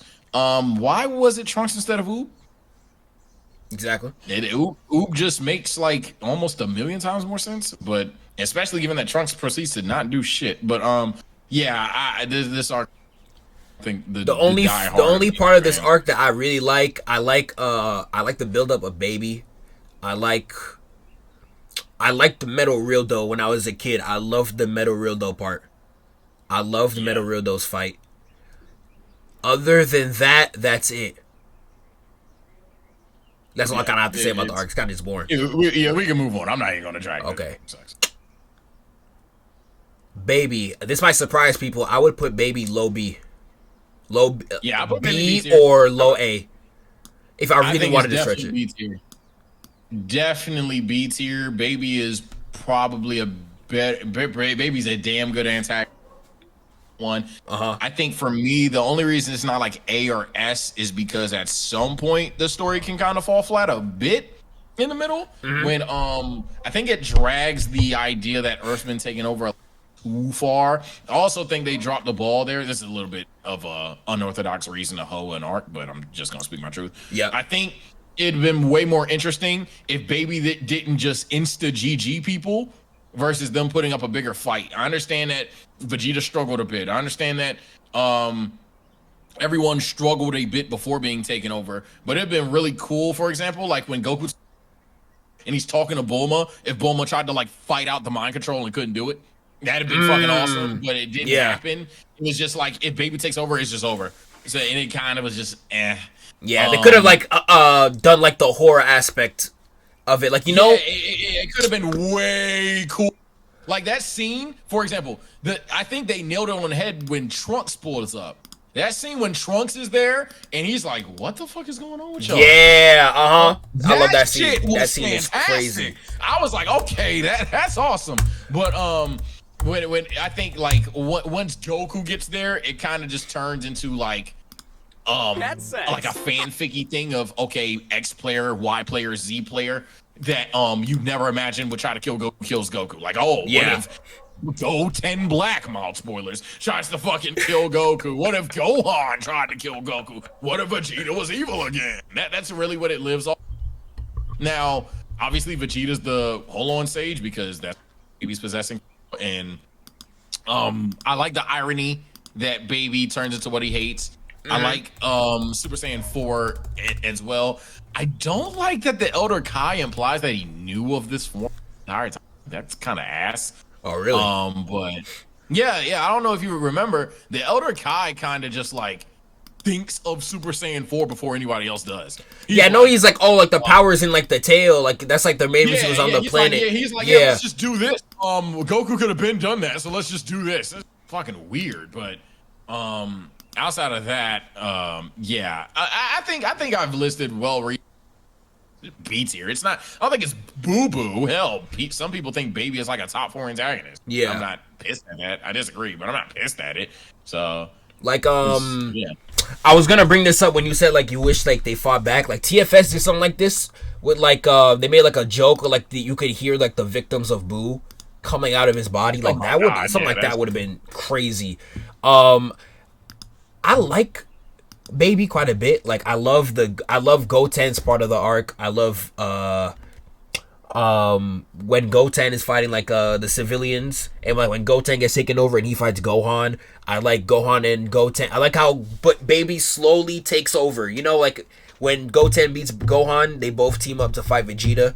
I love the slow takeover. I love the Trunks scene, like you said. I just don't think it got that moment. That's why I wouldn't put it A. I just don't think it has like. Oh, don't say that. A GT fan will try to kill you for that one. They see that pan. Besides Super Saiyan 4, like I don't think they say that is the moment. But I think even that transformation scene it's not okay. Let me not say anticlimactic, but it's not as over the top. You know what I'm saying? It's not a Super Saiyan. It's not a Super Saiyan 2. It's not a other transformation on this list that we haven't gotten to. It's not that, but it's good. It's good. I think B tier is very safe. B tier is safe, bro. Super 17, I think a lot of people would say was easy D. I wouldn't put it here because Pilaf is here, but I like a little bit of Super 17. I'm not gonna lie. I don't want to blindly hate it. Fuck. I'd have to put it D. God damn it, man. I wouldn't put it here, but look, man. I got respect for you, man. I do. What's up? You have lost your mind. This is the worst arc in all of Dragon Ball. this is. If it ain't Android 18, it gotta. It's literally Android 18. Else, this is the worst arc I've ever laid my eyes on. Really? Super 17. Super 17. All in. The worst part is none of it's believable. None of it. It's literally the what am I watching? Super 17 in concept, not even what he does. We'll talk about what he does later. But in concept, he's unbelievable. It's this idea that there's another lab in hell, and they made another 17. Super 17. Like, come on, man. Why wouldn't they make Cell? Why wouldn't they make Cell? Why wouldn't they make Cell? But there's another 7 down there. And guess what? If we just bring both 17s together, they can do a fusion without the dance and just create a Super 17. So there's that, right? Then the connection from hell to the real world. Can we talk about that? You want to know what you didn't bring up? And I'm gonna really illustrate to niggas how bad this arc is. And at some point, I'm gonna win some people over, not all of them. You understand how bad this arc is? They have a connection from heaven to hell that is done via like the Namekians. I think Dende and Piccolo is able to redo it for some other bullshit plot reason. Prior to it was again some bullshit plot reason. Yeah. Goku gets stuck in hell, right? Fuck it. And Goku in hell fights Cell and Frieza again. Horribly animated, mind you. Oh, terrible. I know we haven't brought up animation, but horribly. And anybody that thinks go fuck yourself. Meet the Woo.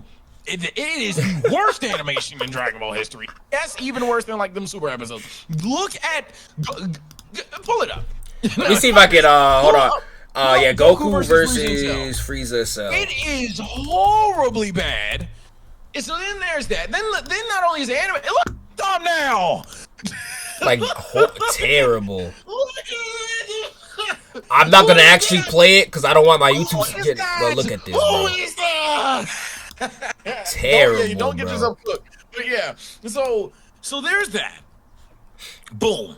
Then they somehow beat Goku, but they don't beat Goku. They just freeze him.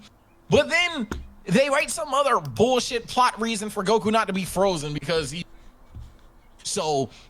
a good guy, he can't stay frozen, which is fucking stupid because the whole scene implies that he could have got frozen. So then, boom, he reverse freezes the bad plot. I hate using the word plot, but that's really all it is. It shouldn't have even been there. Then Goku has to jump back in the portal. One of the most frustrating moments because Goku just won't jump in the fucking portal. It takes him 5 minutes to just stop thanking Piccolo and to jump in the portal. And all of that, mind you, is just a random subplot of the movie. I mean, not movie, fucking arc. I wish it was a movie so I could just not watch all those episodes. It was as short as a movie. It was like 6 episodes. Yeah, that's another thing. Meanwhile, it's only 6 episodes, and this is one of the side fights. No side fight is entertaining. It's just Super 17 is stronger than you. LOL ratio. It's none of it's animated beautifully. No interesting dialogue. The only interesting thing is if you are uber dick suck of the doctors and you like that they're there to spectate, but nobody's interesting. It's not 17, not Vegeta, nobody's fucking interesting. Vegeta says like 2 lines that are cool. Other than that, nobody's fucking interesting. So now you have this boring ass arc with this boring ass character. Also, side note, now I'm hating. He looks fucking stupid. What? I would give the design to them though. I love the design. I'm sorry, I love the design. I'll give it to that. Yeah, you like the design? Hey, pause right there. Go back like microsecond. Like, all right, hold on. I'm gonna tell you when to pause. Be ready. Be ready. All right. Play. Pause. Okay, play. Pause. Wait. Yeah. Keep going. A little bit more. Pause. He does that maybe 30 times. He does the amount of times. And I dare a GT fan to lie to me. Chad, I dare one of you niggas to lie to me. The amount of times this nigga sits there and pushes his hair back he might need to get locked up for that. He does 2 poses his entire existence. He just pushes his hair back and he spreads his arm wide to enjoy energy. Literally, bro. Literally, bro. Literally, bro. What the fuck on? Yes, sir, I'm making that up. And I should. Anybody says I'm making that up, I show you somebody that didn't watch the show. That nigga in every scene pushes his hair back or flexes his arms. It's fucking crazy. Absurd, bro. It's so annoying. It's so fucking annoying. Now you have that. And then I haven't even gotten to the fucking fight. Mind you, I'm explaining the entire arc because it's only 6 episodes. So now you get to the fight, the climactic fight, the fight we've been waiting for. Mm-hmm. And it's just this gimmicky ass. The stupidest Goku has been, by the way. I think it's the stupidest Goku has ever been. He absorbs energy, so what do I do? Gee, I don't know. You're a martial arts expert, like all-time expert. People talk about who would win equals stats, and niggas pick you. So, I don't know. How about you just kick his ass, Goku? No, I'm just gonna keep reuse the same animation for 3 minutes straight. I timed it. 3 minutes straight. They just reuse the same animation where Goku is key blasting fucking Super 17 in the chest, and 17's sitting there like he just, I don't know, fucking like. Is it the part where they're above the water, or in the forest? I know it sounds like I'm making that up. No, I know you're not lying about that. No, I know they reuse animation like crazy. It's like right here. He's getting the nastiest ride of his life. He's just sitting, smiling. Just this one right here. Yep. I know exactly what you're talking about. This one. This right here. Yeah. You see how it's 351? They use that shit for like 2 minutes straight. So then Goku does the typical, well, he has to have a limit, right? Kind of logic. Answer's no, mind you. So yeah, the times 10, right? Saving grace. Yes, the only, and I do mean only saving grace, is that 18 is a fantastic character. Yeah, in this 18 is fire.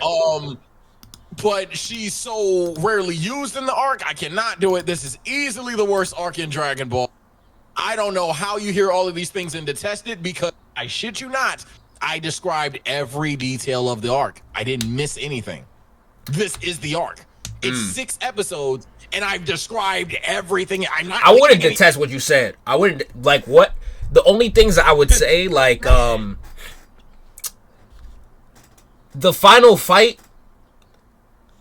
I think kind of wastes. Like, I think this is the worst showing of Goku ever. I think it makes Goku look really stupid. One thing I will give it credit for, I really like I know the locales don't mean anything.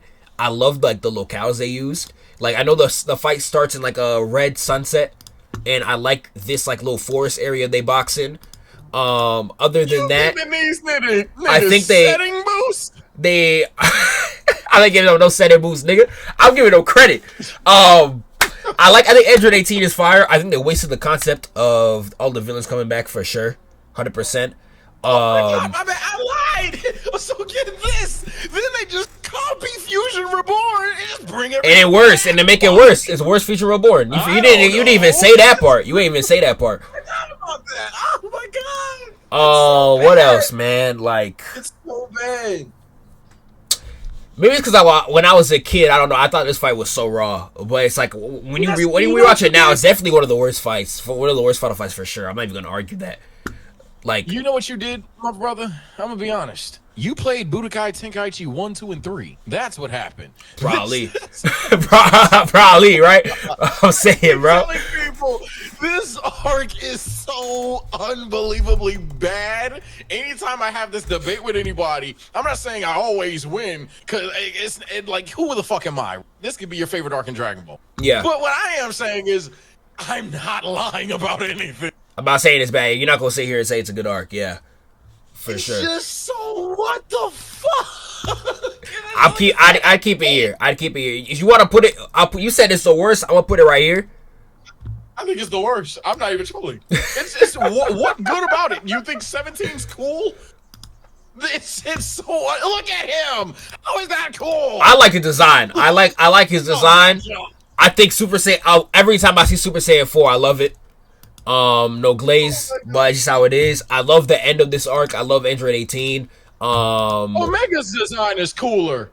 Baby's design is cooler. Omega's. He's not even the coolest design in GT. Would I put Baby? Baby? I give you Baby. I still like the design though. Man. I don't know what else. Vegeta got a good moment in there too, but I'm not gonna try to convince us and make it higher. I mentioned Vegeta's conversation with 17. He had 2-3 lines that were pretty interesting, and then that was got fodder because he's Vegeta. Crazy. Where you put in Shadow Dragons? Shadow Dragons to me probably was the definition of GT in the sense of what could have been. I have to go C tier. It's not as bad as the other two. I just think it falls flat very much so. I think I'm not a fan of very controversial opinion, so I'm about to lose a lot of credibility for the next two opinions. Yeah, but I'm not a fan of Super Saiyan 4 Gogeta. Me neither. I understand why he had to behave the way he did, Chad. Everyone has seen it. No, he had no excuse. But it's so you know how Toriyama's a funny guy? Yeah. It's on the nose of maturity. It's just okay. Nah, but it's like, bro, it's actually like you made him cornier than Gotenks, and again, I understand why you did that, but you would think seeing Goku and Vegeta fuse, you're about to see the coolest character since the last time Goku and Vegeta fused, and instead you get a guy that just kind of like trolls for way too long. When it's finally time for him to start performing, all you've shown is that he's so fast that you don't have to animate it. Literally. The Big Bang Kamehameha, anticlimactic in the anime. I'm not sure. If you want to look it up on Google, it looks like a shower. So I'm just not. So that's like the main thing for a lot of people. Not the main thing for me. What's the thing? What's that thing he does where he kicks like Omega Shenron's like negative energy? It's the stupidest explanation ever. He's like, he put his positive energy in the kick and then kicked it up to Earth and saved, like, bro, the most, bro. He's carried by the games. I think Super Saiyan 4 Vegeta's carried by the games so heavy. 4 Gogeta acts like Vegito. No, he doesn't. Vegito sure trolled Buu, but he didn't troll one to the level. We're talking about a guy that was sitting there, ha-ing up to the level of Gotenks. Vegito, sure, he would sit there and like cut Boo's tail off. He would sit there and laugh at him, mock him, but it's not even the same thing at all. What are you talking about, Jack? Literally. It's not the same thing at all. Not even oh, now I'm remembering how Vegito fights Super Buu. Not even close. Gogeta uses fucking confetti. He's trolling. Yo, dead trolling the whole time. What are you talking about? Yeah, again, get off of Budokai Tenkaichi. Anyway, so Gogeta, which is a lot of people's thing, and I think that's an incorrect assessment of it. I think your thing should be the Universal Spirit Bomb. I think your thing should be the ending of GT. Those were probably the two best things in GT. But prior to that though, you have this Shenron gimmick, which in concept, hot take, probably the best concept since fucking Super Saiyan at this point. Oh yeah, for sure. The idea of corrupted Dragon Balls, because you niggas aren't supposed to use them that much, which makes sense, definitely works for me. Unfortunately, almost all but 3 of the dragons are boring. And to be honest, I said almost 3 because Omega prior to the fusion, and even after arguably, still pretty boring. Ice and Nova are by far the best Shenron. They have the most interesting emotional fights. I don't care about Pan getting kidnapped by a fucking mole, for the person that's about to bring that up. That moment was a little ass. Yeah, it's like Ice and Nova, your 2 best Shenrons. You job them out because you want to make Omega the big bad of the arc. and it just falls flat for me. I think the ending is good. I've come around to, I used to hate the idea that Vegeta used the blood waves and shit. Yeah. I've come around to that a bit more, but I still don't think it's this fantastic moment, this like complete 180 character for Vegeta. Like, oh my god, he would so it's OP, get the aura. I don't, but I can understand why someone would look at it positively. But ultimately, it really comes down to how this arc ends. I think this arc ends fantastically. Oh, for That sure. I think alone would put it in C tier. Vegeta going on that last stand where he tells everybody to get off the Earth and avenge him in Goku. I think that's the hardest scene he ever had, including Z. I think that's the hardest scene he ever had. He's like, y'all leave Earth, come back, avenge us. That's the hardest thing he ever did. I ain't gonna lie, that's the hardest thing he ever did. I think in theory, this arc, it's honestly disappointing because I'm not even hating it, like dead ass. In theory, the arc could have easily been the best. It's just not, and that sucks. But I don't see an argument for I feel the exact same about an arc we're going to talk about. I feel the exact same about an arc we're going to talk about. The sentence that this arc is as good as the 22nd Budokai makes no fucking sense to me. Not at all. Not at all. The sense this arc is on the same level as Baby makes no fucking sense to me. If anything, I would put Pilaf up just so this arc can be alone, because it's better than everything in D tier. But it's certainly not. Nah. Yeah. It's not. That's fair. I think they wasted the concept of like the first like 5 dragons. I think them being like boss fights for Goku and Pan is kind of boring. I think the only one that was cool. Who's the one that absorbed Pan? I don't even know the nigga name. He's the only cool one. Dumbass bull one. Yeah, that was the only cool nigga. Cool to me. Out of the first.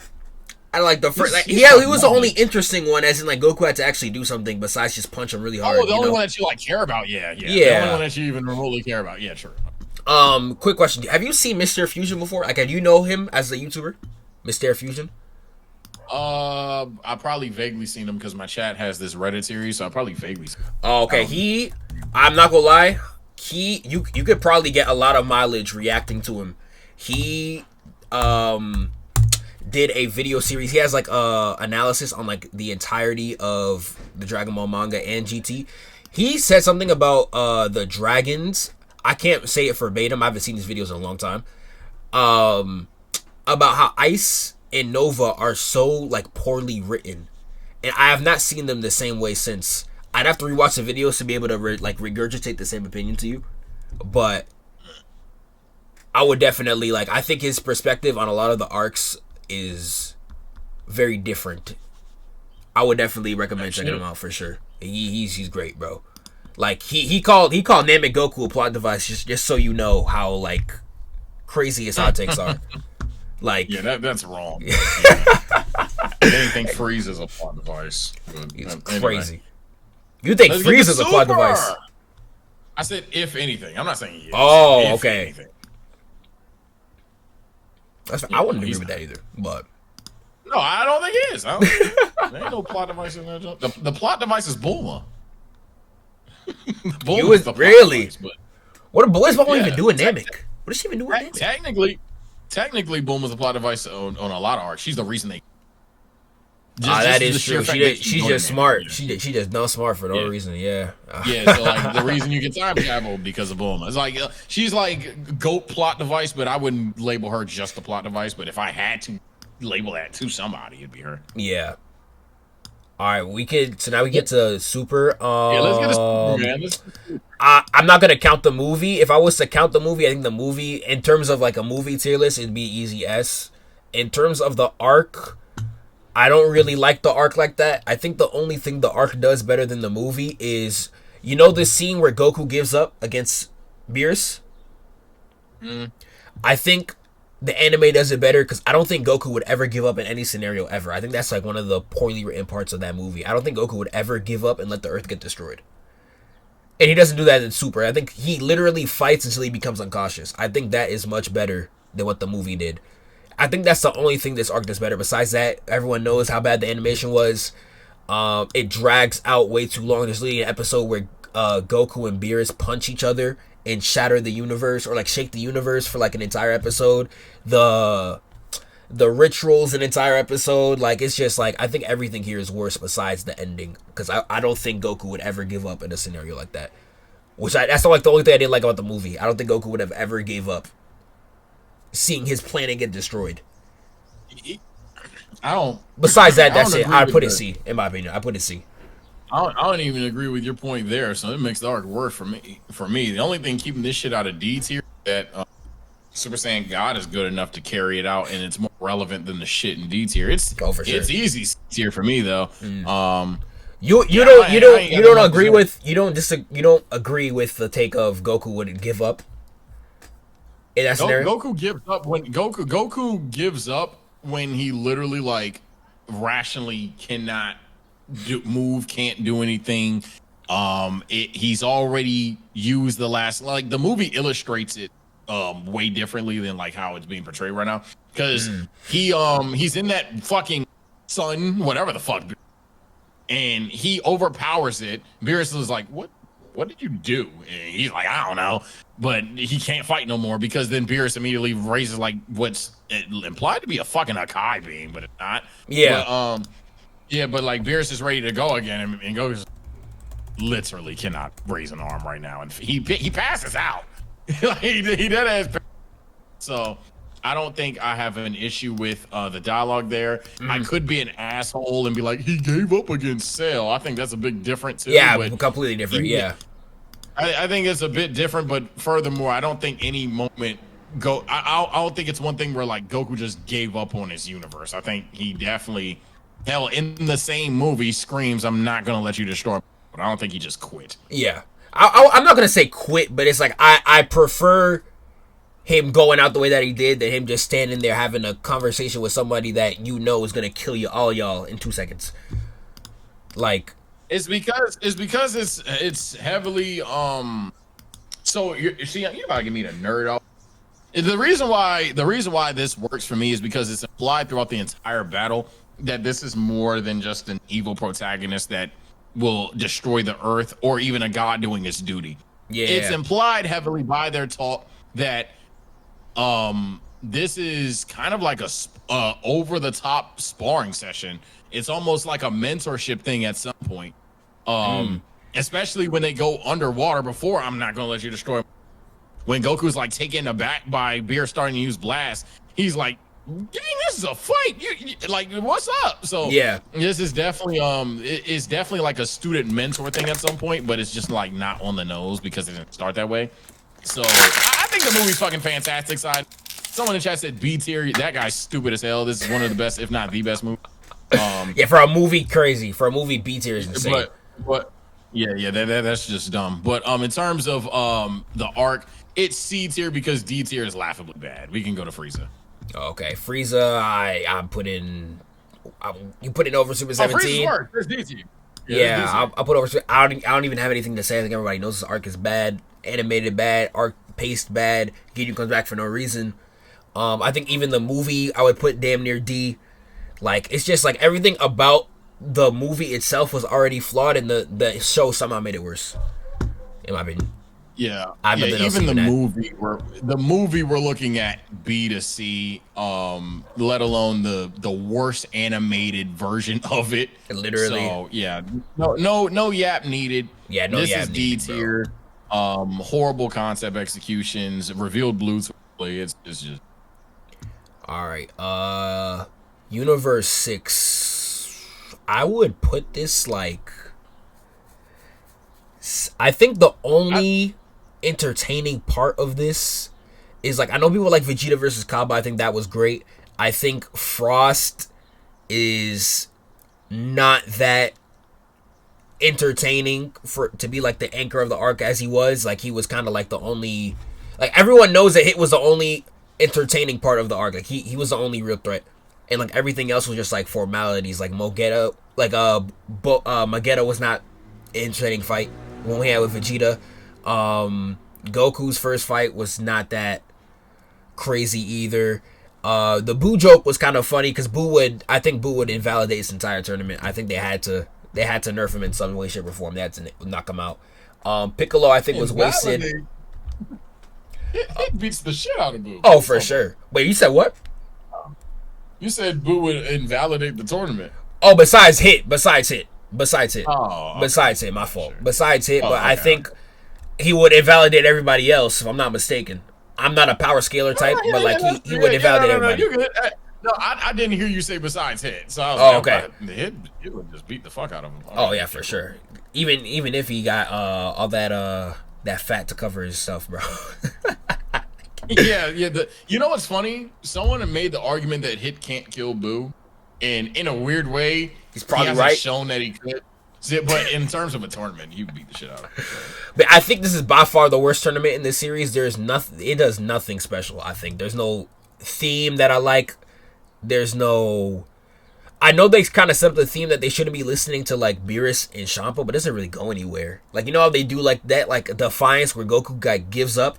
It's like defy them. Like it doesn't do anything. Like outside of this arc, they come back to work for the gods in the survival arc anyway. So yeah. The reason why this arc is not great is because it's probably the most meaningless one. Super. Yeah. If you just yoinked it out, maybe a couple of loose ends are left, but honestly, just reveal Blue Kaioken in the Black Saga, and you almost already fixed the issue. Literally. But it's still fun. Hit's still a cool character. The rest of the team, Kaba sets up something with Vegeta that still hasn't been paid off quite yet. I mean, granted, a little bit in the manga, I guess.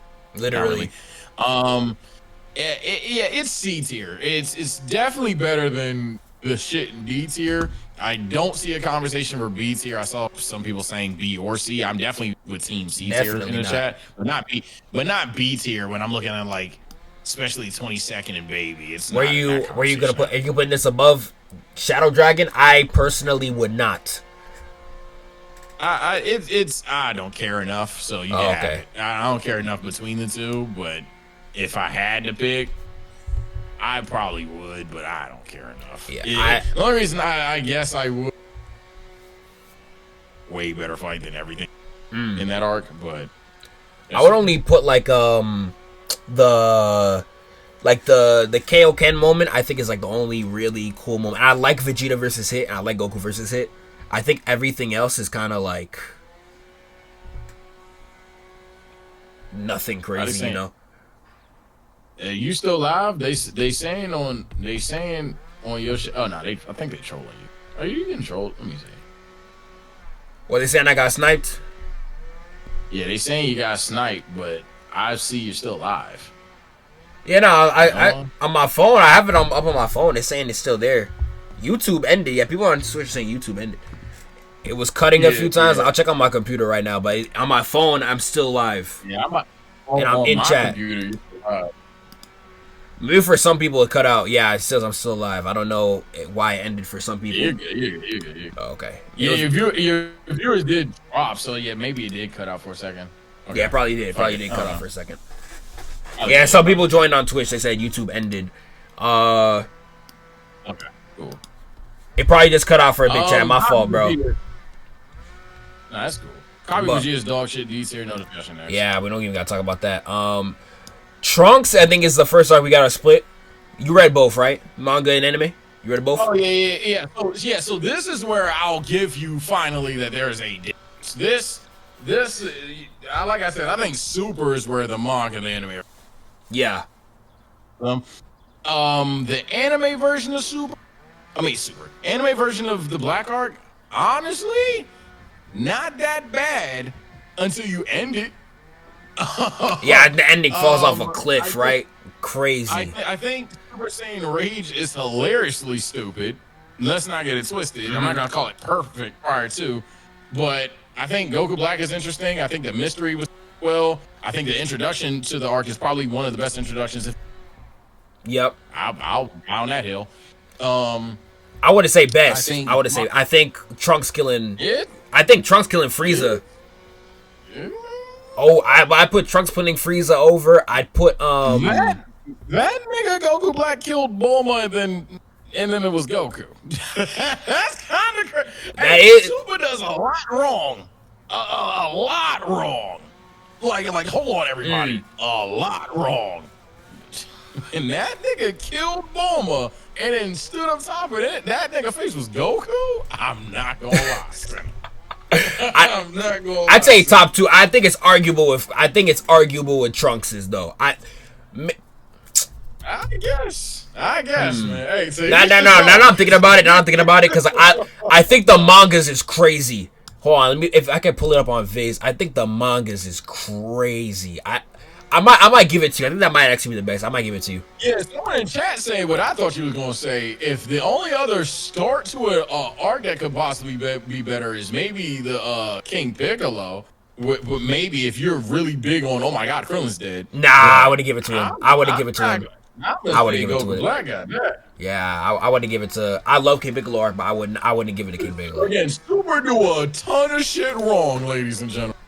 That episode is fantastic. The only bad part about that episode is how does Mai survive? But outside of that was fantastic. Hold on, it'd be before this chapter. I gotta find it. I think the manga does great. I think but mild spoiler just to rank it because it's obviously time. I don't know how much time you got, but oh, okay. It's well, no, I'm good. I'm just asking for yours. Oh, okay. Damn, 3:48 already. God damn. Yeah. We can run it for like another hour. Let me say like 5. About 5. We can finish then. Definitely. We'll have enough time for that. I'd say. Okay, bet. All right. Yeah. This arc is definitely gonna be B tier for me. Without a doubt. Has highs, not high highs. Not high highs. I get for my brothers in Christ. I get y'all are Vegito stands, but while that fight is awesome, it's not even climactic. Last time in the Buu Saga, it wasn't climactic for a reason. He had to save people. Yeah. This time, which by the way is another reason why I hard disagree with the Gogeta and Vegito similarities. That's just stupid. But in this version, he's going all out. He's getting the job done. You make a bullshit reason why they can do it anyway. In my opinion, it's bullshit. And then, even if it's not bullshit, you allow the series to be retconned so they can fuse, and then you defuse them, which is another retcon, all for the sacrifice of Trunks killing Zamasu. But then you say Zamasu's still unkillable all along. That ending is so horrid, I will never fathom. So yeah, even if you thought that Rose, Rage, and the intro were just so peak of peak, it stops at B tier. I don't think those things. I think there's other things it does well, but yeah, like Goku's rage moment, I think is fire. We are good at B tier. What else? Vegeta's speech when he's beating down on Rose. Rose's first pull up. There's a lot of great stuff here. I would put it B2. Someone in chat mentioned a good one when Zamasu and Black are belittling Trunks before he turns into Rage was awesome. Oh yeah, I hate Rage though. Rage is so stupid. I hated the fact he turned into Rage, but prior to that, that was one of the rare Zamasu monologues. Pretty good. So for sure. What about where would you put the manga? I think it's probably the expression. I think the manga's in the same tier because the manga I think is the same arc but cleaner. One, I think the ending is. I think they give Trunks more to do. In terms of him healing, I think that was actually kind of cool. I like the Merge Zamasu homage to Metal Cooler. I think that is stupid raw. I think Goku Black is much cooler or much more creepy in the manga as opposed to the anime. He's not scarier, he's just creepier. He's just like when he that part where he extends his hand out to Gowasu and then stabs him when he gets close, that part is like crazy. Yeah, that's not like this one he's just like he's kind of like more Frieza-ish in a way. He's just like, what the fuck? What? Okay. Yeah, let me see if I can pull up that chapter where he just. So let me be clear. I think the manga is probably better because it doesn't have Rage, but it's not a tier better. It's not. It's now definitely not. I want to put it a tier better, but it's better. Yeah. Plus, it has one less trip to the past. I mean, to the future. Yeah. I think it's just cleaner, but I'd put it like here, but I don't think it's Yeah, enough to go like it's this. not. Yeah, for anybody in chat hearing that and be like, "Oh, so you think it's no? It's not going." No. What's next? Now it's not really an arc, but it was entertaining though. I give it that. Like, I put it top of D. Yeah. If you want to put it top of D, that's fine. It was pretty interesting. But I'm not gonna put it now. This arc, I promised to do a video on. I don't think I'm gonna do it because I think it's gonna be a type of video where I'm gonna be doing a lot of hate. I don't want to do too much hating, but I think this arc pisses me off. I think more than any other arc because I think the first every episode before the tournament actually started, I think is a damn near 10 out of 10. Besides Tien's recruitment and the stupid thing where Goku fought Krillin as a Super Saiyan God, I think the way... Oh, that's the most overhated moment. I don't think it's as bad as people say it is, but it's like, it's like... It doesn't make sense. It's like if... I get the aesthetic is crazy, but God Ki, let alone... is basically Goku has the ability. It's basically Goku's like, it's not fucking okay. Yeah, I'm gonna sound stupid, but I'm hoping none of you guys think I confuse these shows. It's kind of like Dragon Ball's ultimate chakra control thing. Yeah, and so it's like he can turn on the blue and make himself unironically weaker than his max power and base if he has to, because he just has complete mastery over his ki. So it's just a visual thing to scare the fuck out of Krillin. Like, what? Man, that's overhated. Because at that point, what y'all think that 18 can kick Blue Kaioken go? No, it can't.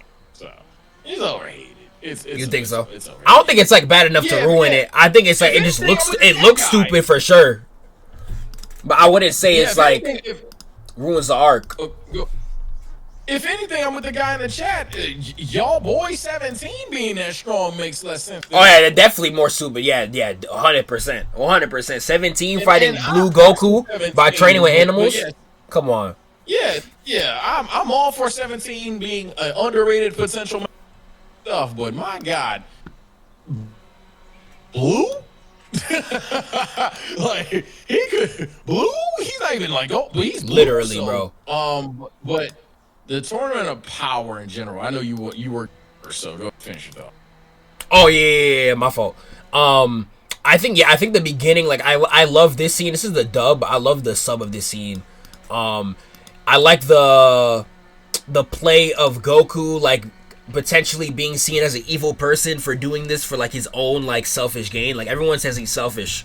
Toriyama even wants him to be selfish, and I think this was a perfect way to do that. I think the fights against the Trio de Danger, I think those fights were great. I think all of them, for Majin Buu's fight was fantastic, Gohan's fight was great, Goku's fight was great. The fight against Toppo was fantastic too. That's one of my favorite fights in Super, actually. I think everything leading up to it was perfect. And then the tournament, I think, just squanders everything. It does nothing with the theme of Goku being evil. I think before Goku and Jiren's first fight, I think it just meanders and does kind of nothing. It kind of just does, just goes around. I think after Goku versus Jiren, is when the fights get a little bit better, but I don't think it's enough to really put it over the hump for me to put it any higher than B, in my opinion. And I think the last fight is one of the greatest fights in Dragon Ball, but I think the arc is too mid for a lot of its run, in my opinion. Don't even get me started on the manga. People are saying the top arc in the anime is dog water and the manga is better. The manga I'm putting low D, bro. The manga I think is way worse. So that's my thoughts on it. I definitely have a different perspective on a lot of stuff. I'll say I agree with you on the build up to the saga was really good outside of the Tien Roshi episode. Yep. I just straight up do. I'll go as far as to say that one of the other best Super episodes is with the 2 episodes with Frieza. Oh yeah, those are incredible. Yeah, those are fantastic. Those were 2 straight up good Dragon Ball episodes, all time, bro, all time. I do. I like. I think I just disagree with like your perception on in the starts.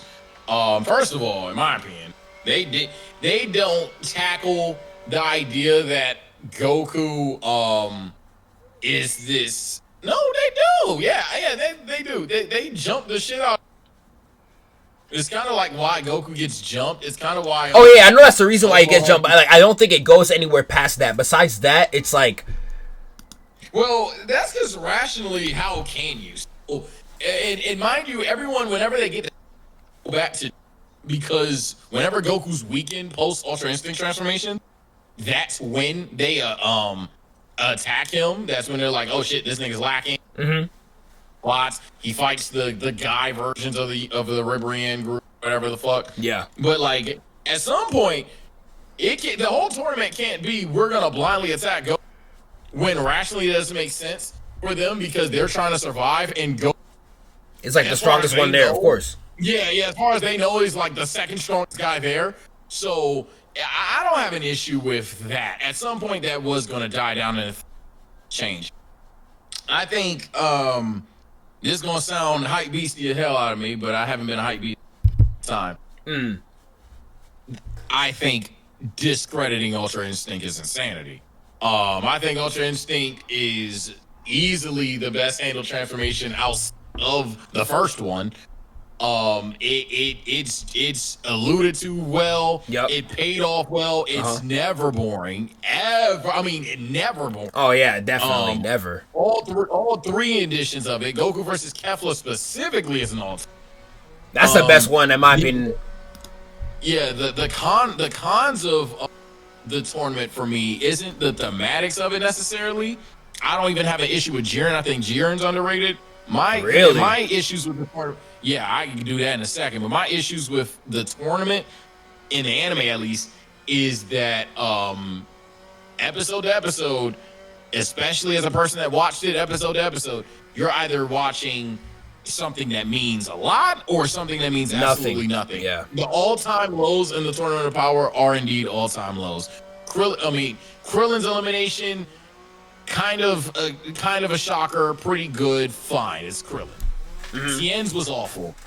18's was anticlimactic. Piccolo's was the worst. There's the Tournament of Power had this thing where they realized that they made universe. So what they do is they dedicate episodes to a character getting eliminated, but then those episodes are just a snooze fest because you dedicated 20 minutes to a character getting eliminated. Literally, bro.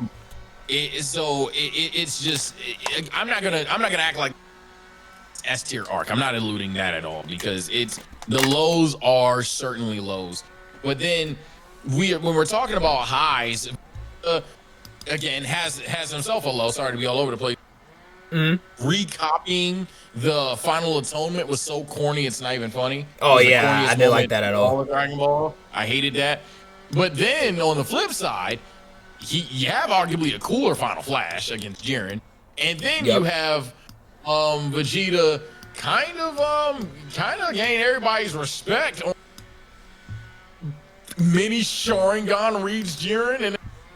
Oh yeah, when he does that dodge right there, yeah, bro. Yeah. Then later on, he's standing up to him with like 1 HP, when he got the. Yeah, Vegeta definitely has his moments in the. Well, that one that you're hovering over. Oh, it doesn't show the beginning of it. Also, we ain't talking about it. The animations is fucking fantastic in this arc when it wants to be. Yeah, I'd say like from the first Goku and Jiren fight onwards. Yeah, when it wants to be, this arc is just the best animated one. It's just true. Yeah, it's just how like modern technology works. Don't be offended. But then at times it's also. Speaking of animation, I'm not a Super Saiyan Evolved. I think it looks stupid. Fair. But I understand why he got it. But back to Goku, because that's mainly who it's about. Someone in chat said UI Omen carries Master. I think you guys forget the first Mastered Ultra Instinct transformation. That scene is fucking beautiful. what are we doing? That is when all the gods stand up. That is so hard. When Goku's standing on that rock at the bottom of the pillar, he taps the rock, hair turns silver, everyone's quiet. He's holding Jiren's fucking blood in his goddamn hand, flicks it away. Then he looks like Danny Phantom meets Alien X meets God, because he just sits there and like you don't even see his face, his clothes, none of that. It's just a blue, white, and black silhouette that just is speed blitzing Jiren. Gods are standing up. Speed blitzes Jiren again. God, even more gods stand up. Beerus is like, is this it? Whis is like, hell yeah. And instead, what are we doing? That is one of the best moments. So, without a shadow of a doubt, and this is where I kind of like see Jiren's personality. I mentioned that earlier. Jiren's never like his personality. People go on for being boring and stoic. I can understand it. I disagree, but I can understand that. Yeah. But one thing we're not going to call is Jiren a boring character, because when are you bored and Jiren's on the screen?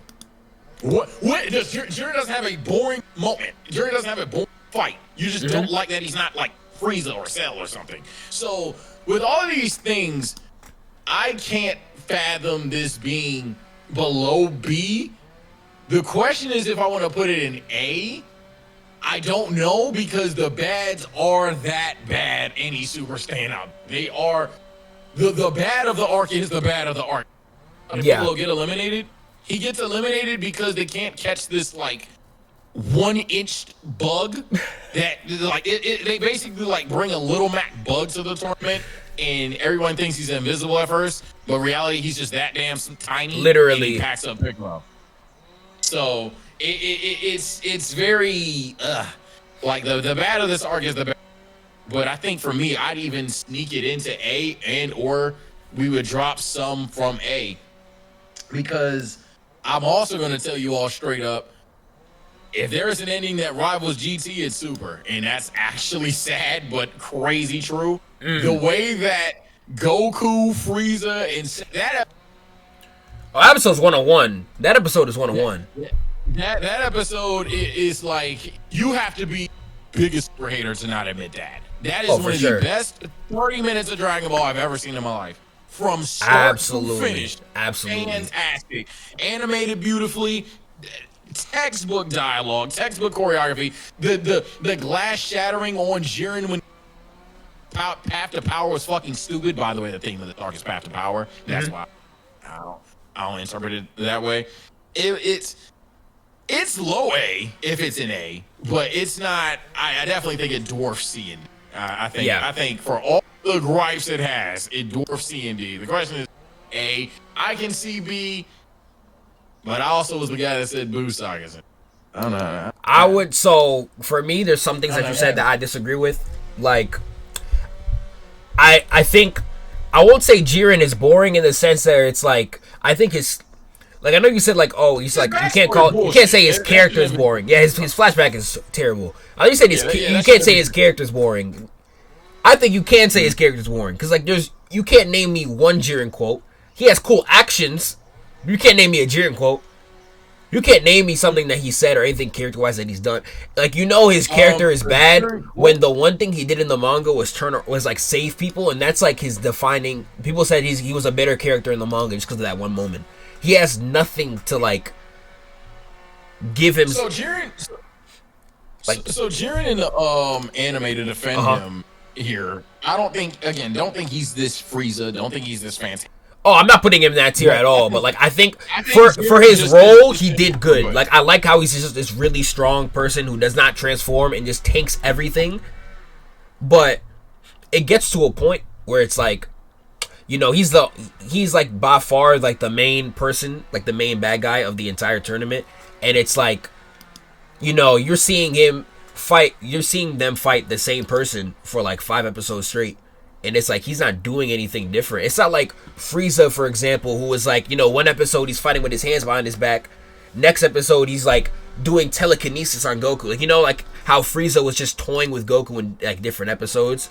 Like, that's why, like, even though the fight was dragged, yes, you don't feel that like draggedness. So So here's in my opinion. I don't think you could say the same with Jiren. I think Jiren was just broken to be broken. That's not even counting the fight with Hit, where he just is so strong he invalidates every technique that he has. Things like that. Like I don't know. But I want to say Jiren doesn't have any interesting dialogue though. I think due to time, like Jiren when he tells Topo to fuck off, that was great dialogue from Jiren. When does that happen? When Topo's on the sideline, he's. Oh, hold on, you're cutting so out. Power, oh, repeat what you said. I was saying Jiren has very interesting dialogue. Fuck off and eat a dick. When like when Topo's rooting for him several times in this arc, he'll like tell him to chill out. He'll tell him whatever. Yeah. But then when Topo's eliminated and everyone's talking about like it's okay, we got Jiren or whatever. Jiren basically says, yeah, I didn't need any of you. All of you are weak. This is why my path to power was me doing this shit myself. It's pathetic that you're supposed to be a god of destruction, but this is your limit. And that's another thing about Jiren. He's like kind of a shit talker. He's not Broly level shit talker, but he kind of like the entire time will be like, you're strong, but it's not enough or whatever. Jiren's a little cocky motherfucker. He's just slick with it. That's why I'm like, I don't think that if you told me name the most raw quotable from Jiren, you got me. He doesn't have that one.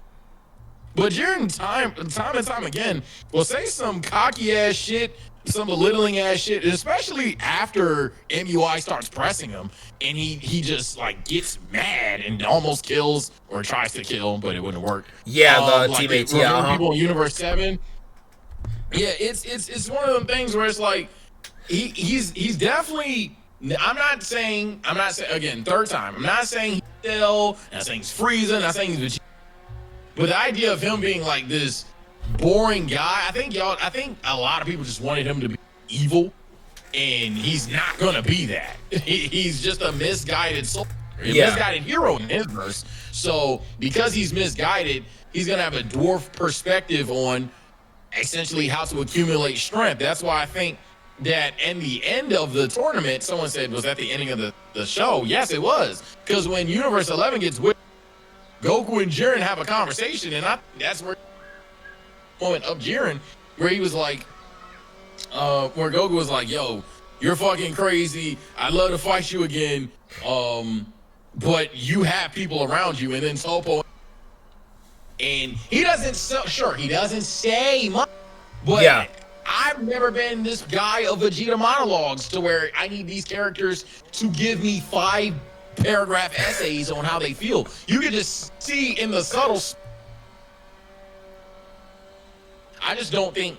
I think that like it's this obtuse way of and I'm not saying anybody that doesn't like Jiren, but I am saying I think like it's a very weird way of saying that a character has to be so flagrantly outspoken to be interesting, and I don't think that's true. That's fair. Because there's several times, like even in the MUI scene, when Goku finally going on and he you can tell that just made that nigga's day. He was like, oh shit, I hit in the stomach, and then he starts smiling, and I guess he must respond. I don't know, man. No, I can see your take on that. For sure. Yeah, I can 100% see it. I'm a yapper, by the way. That's what I do. Well, you said what? I yap, but I said I'm a yapper, by the way. Sorry for the long. Oh no, you good? Like, I with my eyes for real. Like, I'm not the ones that would say Jiren is bad. I just don't think. And I understand the vision they have with him. Like, I like the idea of him. Like, I like him being strong and like being so overpowering. And I like you know the few character moments you brought out, I didn't even remember. So like, I would like that. Remember them because there's so much fucking fluff in this goddamn. Exactly. Tournament. That's what I was saying. Yeah. So it's like, I'm saying, I'm not mad at you saying B tier. I can see A, but that's why I'm not mad. There's so much unnecessary fluff in this fucking tournament Hell, why introduce a Boo that skinny? So when I told you I'll be reading the chatters. Someone was like, what do you mean? A skinny Boo slams hit? Well, I was talking about skinny Boo. But why introduce skinny Boo and then not even use him? Not even use him. Yeah, just he fell asleep again. It doesn't make sense. Like what's the fucking point? Briefly, the manga one, I heard you say it was fucking awful. I don't think it's awful, but I definitely think it's less like cool. The story is better. Really, you think so? I think the only thing they do better. I like Roshi getting. I really love Roshi reteaching Goku the Ultra Instinct. I actually love that. I love that so much. I think that's incredible. Put it this way. Goku Kefla is infinitely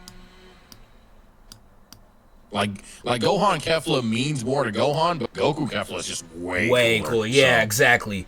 What else happens? I know Kale eliminates like 90% of the arena when she shows up. Yeah, Kale goes on a motherfucking kill. I mean, she does both, but Kale goes on a motherfucking kill spree in the goddamn manga. I think it's because Torotaro did not want to draw them characters. Like, yeah, right. But yeah, I'd say it's lower. I wouldn't put it in C tier because C tier kind of ass, but it's lower. But if you have it in D tier because you think it's awful, that's fine.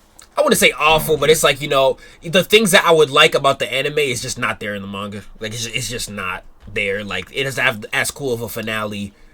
It doesn't have the cool Vegeta moments. It doesn't have any of the 3 cool Ultra Instinct fights. It just has the one with Jiren, and I don't even think that one is that crazy in the manga anyway. I think Torotaro has done much better fights after and even before. What else? I don't even remember what Tien and like not Roshi, but Tien and Krillin and them doing the tournament in the manga version. What do they do? I really don't remember. Like, you got me there. I've only read through that the Tournament of Power in the manga one. Because I was like, I read it twice. I can't even tell you. I read it twice. I can't tell you. I don't even know when Piccolo came out. When did Piccolo get knocked out? Let's just see what people want. Yeah, where would y'all put it, chat? I would put it like. I know you said you would put it like B. I would put it like C. I think the only thing I really enjoyed was Master Roshi in the Ultra Instinct thing. I think that was like beautifully handled. I think, in my opinion. Everything else, like, I like Gohan versus Kefla, but again, am I gonna put it over Goku versus Kefla? No. There's nothing the anime does that's like even remotely close to the anime. Like, people are saying C, easy C. I would put it C as well. Like, I don't. Yeah, I have to reread it. That's why I'm not fighting for it. Yeah, I'm ready one because I can't fight for it. And I've read it once. Oh, the spar. Yeah, bro. Shout out my nigga Munch. He said you guys counting the spar the gods had. That was crazy, too. I forgot about that. Oh, that wouldn't bump it. That wouldn't bump it for me, but that was crazy. That was really good. I completely forgot about that. That was tough. More antagonistic. I disagree. Okay. I don't think Jiren needed to be more antagonistic. Yeah, someone said he's like Toguro. Like, a lot of people compare him to, you've seen Yu Yu Hakusho, right? I know we talked about it in the last stream. I just seen the Dark Tournament. Yeah, they have the same role, but I think I don't think it's fair to compare Toguro to Jiren. I don't think it's fair to do that. Yeah, they have the same role, but it's like, you know, Toguro shows what you could do with a character in that role. Like, Toguro, I would say, is personality full. Like, he's not like I don't know how to describe him. Like, he's not like super interesting personality wise, but like, he is an incredible villain. Like, Jiren is not that, but I wouldn't compare the two. The purpose of the Tournament of Power was who has the right path to. Person A was a selfish, I don't need any person in my life, I'll get it myself. And person, the character that has every other person in his universe's techniques and literally is I fight more friends. This is what the purpose of the tournament was. So what was the next arc though? Let's move on. I mean, we got Super Broly. Do you want to count the movies? We got Broly and Superhero. Movie, it's right up there. It's up there. This is the one movie that I will allow people to say is better than Battle of Gods. Superhero? I don't think it is, but or Broly. I'll allow the conversation. I think Battle of Gods is good, but I'll allow people to say Broly because it's just Broly and looks cool and shit. Okay. But in terms of the anime manga, It's I think I'm gonna go B. For superhero, I've not read the superhero manga. I can't even speak on it. I love the movie. Damn. Yeah. But Okay, I've not read the then. manga. I think I'll go B. It's dangerously close to the movie. Goten and Trunks get a little bit cooler moments. More chance to shine. Big, straight up cooler moments. The only thing, and I don't want to spoil it for you unless you want me. You can spoil. It's fun. You sure? Yeah, it's Dragon Ball, bro. All right. So there is a post-credit scene that is way cooler than just Goku and Vegeta fighting. It's like all of them fight. So. Oh yeah. I know. Like what? It's like what? Broly, Gohan, Piccolo. Yeah. Not Piccolo. Gohan, Piccolo's not there. Yeah, they tell Broly hit the fucking bench because he's out of control. But they literally have it starts off with Gohan versus Goten and Trunks. Then I think it goes to Gohan and Vegeta, Goku. But either way, you definitely get Gohan, Goku. And it's so fucking awesome. Yeah, I remember that because that was going crazy on Twitter. I remember that. But and it set off the debates of who's the strongest, and the answer is easily Gohan's the strongest, but Goku would beat him in because Goku's just a better fighter. Goku's just Goku, bro. Yeah. For sure. I think all we have left. You're in charge up. Gohan's stronger. Yeah, for sure. It'd be like we just have Moro, Granolah, and if you want to count Daima, I don't know where I'd put Daima as an arc here. I'd probably put it. I don't know. Okay, where would you put Daima? I don't know. We'd put like the wedding dress arc as Daima. Yeah, I'm about to say. So if the wedding dress is Daima is low B. I think C tier is like pretty much the forgettable tier, and Daima's not forgettable. Yeah, it's some loose ends in Daima, but I like Daima. But it's some loose ends there. Like I'd put if this was Daima, I'd put it like.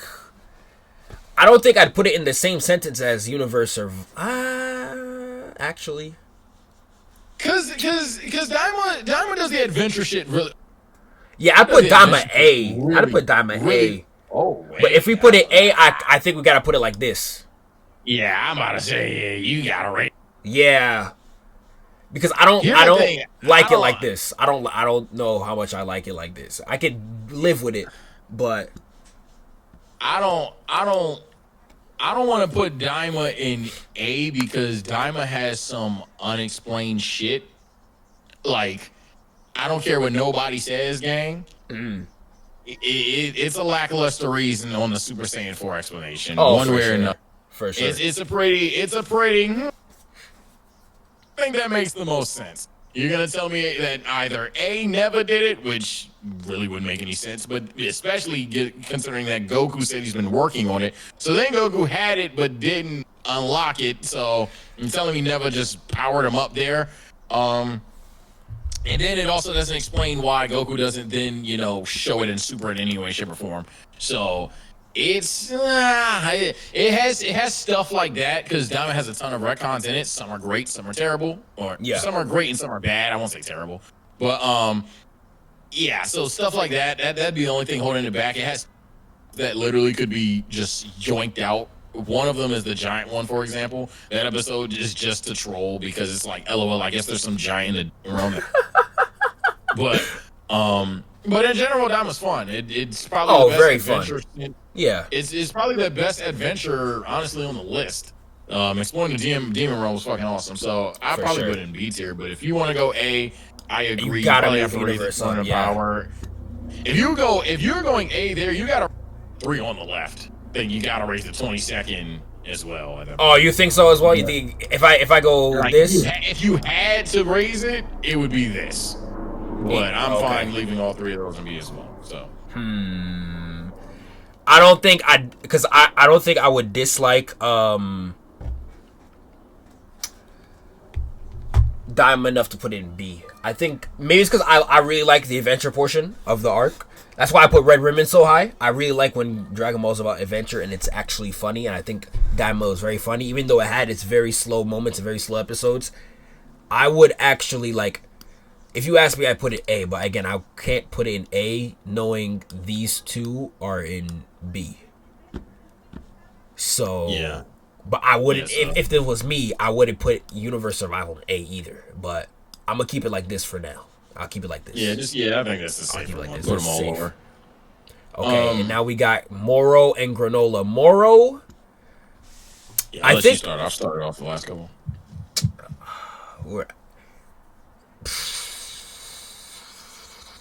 I think Moro is the best super arc. I think, in my opinion, it's the closest one. I think to Z. I think it's the closest one. I think to Z. I think when it gets animated, I think when this arc gets animated, people are gonna put it at S. With the amount of hype in aura, like you know how like the memes be saying, the amount of hype and aura it got, I think when this gets animated, it's gonna easily be S, and I think it would be S. There's not that much. It doesn't have crazy themes or like crazy character stuff. When it comes to just raw Dragon Ball, I think it's fantastic. I think it'd be right here for me. And there's a Goku moment, like you know when Goku talks to Moro. Yeah, I don't think that scene makes sense after the Tournament of Power. If this arc happened before the Tournament of Power, I'd put this A damn near S. Because I don't think that scene makes sense at all, considering the context of what Goku's like life at that point. But I think other than that, I don't think this arc does anything bad, especially with hindsight. I know in the moment when this arc was coming out, everybody hated it after Moro fused. But I think now that it's said and done, I think this arc is incredible. I think this is how Dragon Ball should have came back and been like for a long time, you know. The only thing I don't like is I don't like how Vegeta kind of not did nothing, but like he was like Spirit Bomb fodder at the end. That's one thing I didn't really like. Other than that, I think it's fantastic. I think Goku vs. Moro is an incredible fight. And I think Moro's a great villain. I think it involves everybody in a great way with like all the patrolmen or Moro's prisoners going across the entire planet. I like how he uses Buu at the beginning on Namek. I like how he uses Goku and Vegeta. I like Vegeta's character on Namek too. I think it does a lot of great. And I like Goku's training with Mirs as well. But I would put it in front of Universe Survival. I wouldn't put it A. Because it doesn't have much like themes or anything to put it in A, in my opinion. But I think once it gets animated, everyone would put it like A or S. Yeah, when it gets animated, I think for me, yeah, I agree with B. I agree with high end B tier. You pretty much said everything, so I'm not even gonna yap it up. I think that Moro's good. Goku vs. Moro's fantastic. Has some question marks maybe if you're not a fan of certain things.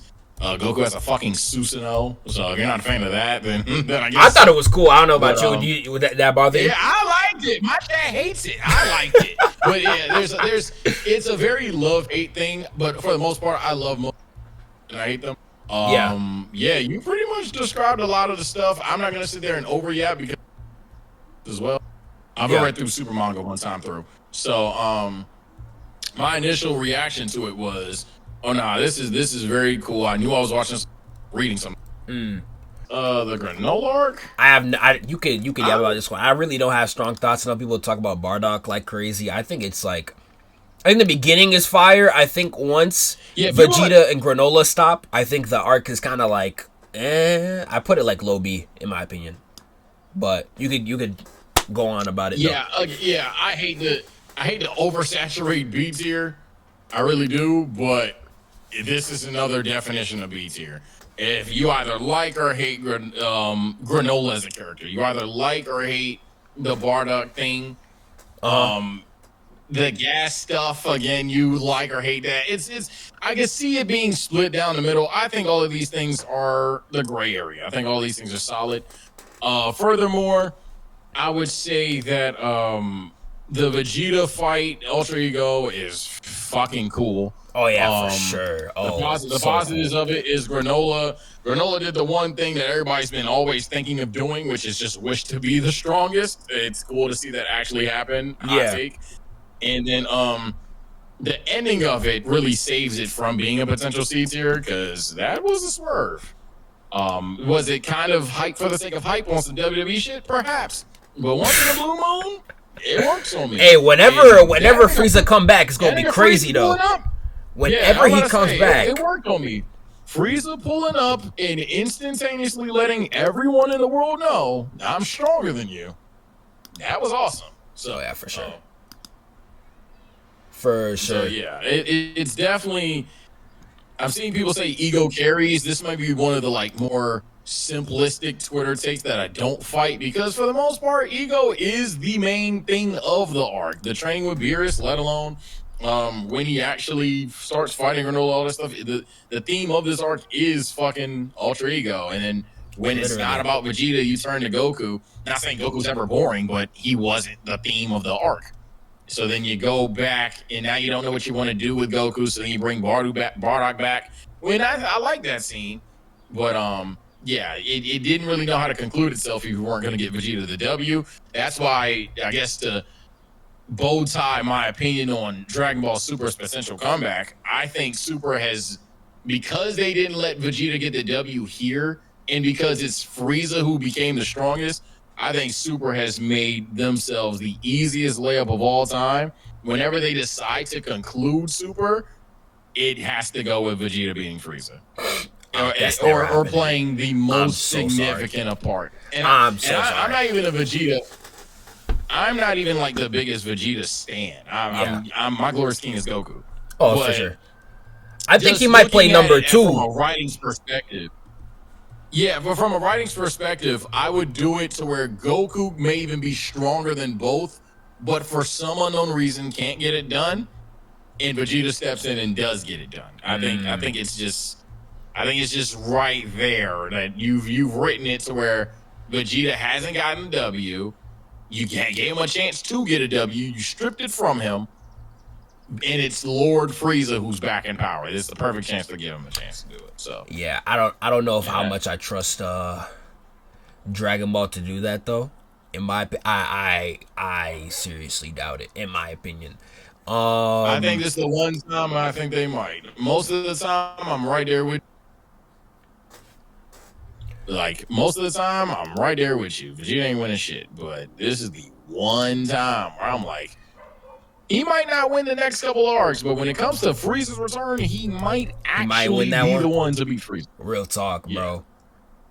He might, like, I think literally, and I'm gonna go straight to Black Frieza. Hell no, there's endless shit to do. They've done introduced Goten, Trunks, Gohan, and Piccolo back to power just to end it with Frieza, Vegeta, and Goku. No, they're gonna do other stuff, but when it's time, I do think they're gonna give that one to me. For sure. Whenever the next arc starts, I know Super's back now, but they're doing like the Super, like it's like not filler, but it's like I know it's like hero stuff right now with like Gohan and Trunks. Well, Goten and Trunks, and I know Gohan is like pretending to be a new hero now. Like I know whenever the new arc starts, I wonder how they're gonna take it. A few more things I'd like to say about Granolah. This is like the last thing, for real. I think this fight is incredible. I think this is Toyotaro's best like paneled and art. Oh, drawing wise, yeah, I was looking at this shit like. Yeah, he snapped. Like I think this is probably his best arc in terms of that. But I think this fight and the ego fight is like his top 2 in my opinion. Like it's really great to read. It's so beautiful. But other than that, I don't really have any strong opinions. I know Bardock caused so many people to get mad about this arc. I kind of lost interest about Bardock like that to really have a strong opinion. I don't like the wish. I don't think it ruins the series like everybody says. Like I can see why you might think that. Yeah, it's overhated, but it's nothing like I'm like. Oh, but I'm not like, oh my god. I'm so indifferent on it. I'm so indifferent on it. It's like, oh yeah, that's that. I guess it makes sense. Yeah. Like me, I just don't like Bardock getting expanded. Period. Like that's just how I am with his character. I like Goku wanting to learn about his past. I don't really care about Bardock getting more deeper. Yeah, exactly. Like I like the idea of Goku learning about Bardock, like him. But like I would rather him learn that like Bardock was like a nobody Saiyan. Like I like that Bardock was like a nobody Saiyan. Yeah, you told him, hey, your dad was a fucking loser too. Literally, bro. Like, once, fuck it. Give him a swing set. Fuck it. They just go full blown Naruto with it. I'm saying, like, I'm not like the type where it's like, you know, people were complaining like, oh, I don't like Bardock's a good person. Like, I don't care that much. But it's like I would have preferred. Like I don't care enough about Bardock for him to get expanded. I think what they did with him is perfect. He doesn't need more importance. Like I don't think he needed to be the person to save a planet. We're in an era where every character is underutilized. People think the Bora is underutilized. Yeah, like I don't. I think Bardock's role was perfect for what it was. Like he's supposed to be kind of a useless character who dies. Like the point was, hey, that nigga strong died. Frieza better. Exactly. Like, that was literally that was the point. But I don't have that much strong opinions on it. I know that's like the main point of contention with this arc. I really like Vegeta's character arc too, but like other than that, I think it's great. I don't know how much the anime would boost this arc like Moro. I think Moro will like if it'll ever get animated. I think this is gonna be like the easiest S for so many people. Especially if they animate it well. When it's animated, I can see people glazing. People are gonna glaze it like crazy. I can see it now. That shot of Goku getting impaled is going to go everywhere. I mean, it already did, but it's gonna go everywhere. Goku with a fucking Susanoo, if they reenact that, is gonna be insane. Yeah. I mean, it may even be rightfully so, but I have to reread it. I have to see it animated, obviously, and the anime, is going to do its own little interpretations. It's possible. Literally, bro. It's possible. I don't. I guess to wrap things up on my end. Yeah. You got anything else you want to say? I'm not saying we change it. I'm not saying we change anything. If we had to change something, I'm bumping Red Ribbon down. Really? I'm not doing that. I'm sorry, I can't do that. I'm bumping Red Ribbon down, and I'm probably moving the Budokai and the TOP up. But other than that, I'm not really triggered by anything. Okay, me. If I was to change, if this was me, what would I do? I'd move 22nd up. I'm not mad at that. Over time, 22nd is aging a bit better, but yeah, I think if 22nd moves up, so does some other things. So yeah, but I know at the beginning. I probably would bump Buu Arc down too, just to say fuck it. But that's just my. I don't know if I put Buu Saga in the same sentence as Moro. I think it is in the same tier as Moro in this tournament. What? Nah, you're crazy. No. Actually, no, unironically, chat, look at the first 5 arcs in B tier. I think they're all relative. No way. Nah. They're all the same tier. Some are better at something, some are worse at something. I wouldn't say they're all relative though. Relative is crazy. I wouldn't put Moro's the better antagonist. Buu has the peaker moments. Daima has the best adventure. The Budokai definitely has like the better side character chance to shine shit, and the Tournament of Power is cooler. The first 5 in B tier are all insanely relative. I don't know. Come on now, even your chat saying I'm cooking. Your chat, bro. I don't know what chat said. I would not. Hell no, man. I don't know. The first 5 in B tier are like insanely relative. I think we got that right. Okay, then if I agree with that, there's an insane drop off past 22nd. Okay, so some should go to C tier. All right, so we gotta do Moro here, Granolah here. Yeah. I'm fine with that. I'm fine with that. That might stay. Damn, I think this stays though. I think these 4-ish stay, but I don't like. Right there? I don't like Baby put in this convo. I don't like Baby in there either. Baby.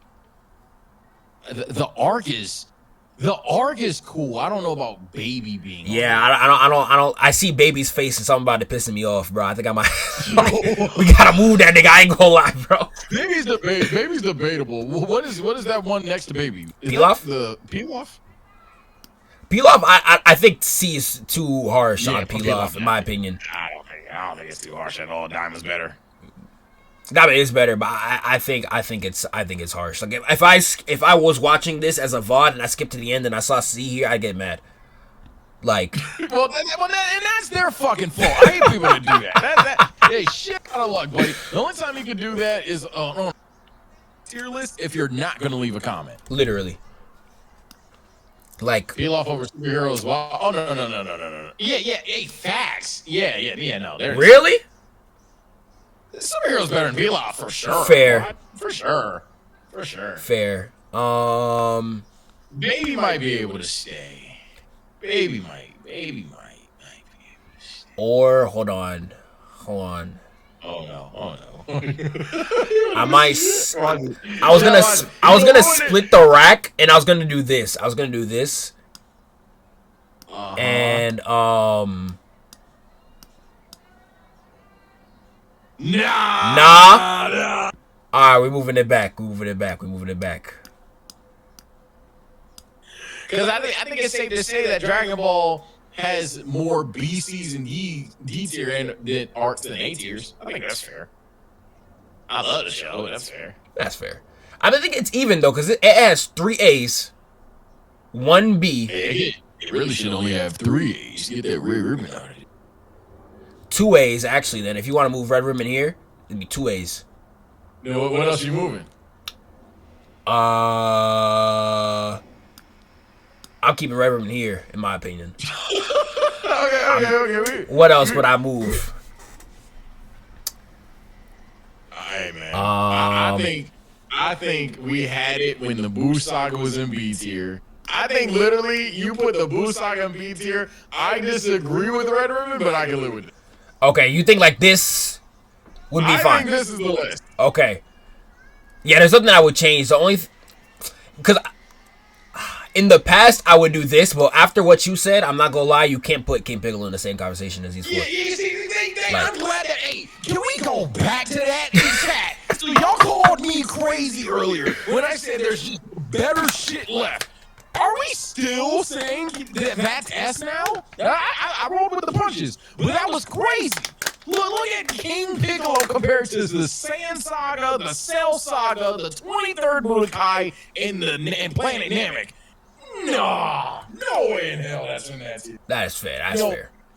No way in hell. That is fair. It be King A. That's fine. It be King A all you fuck.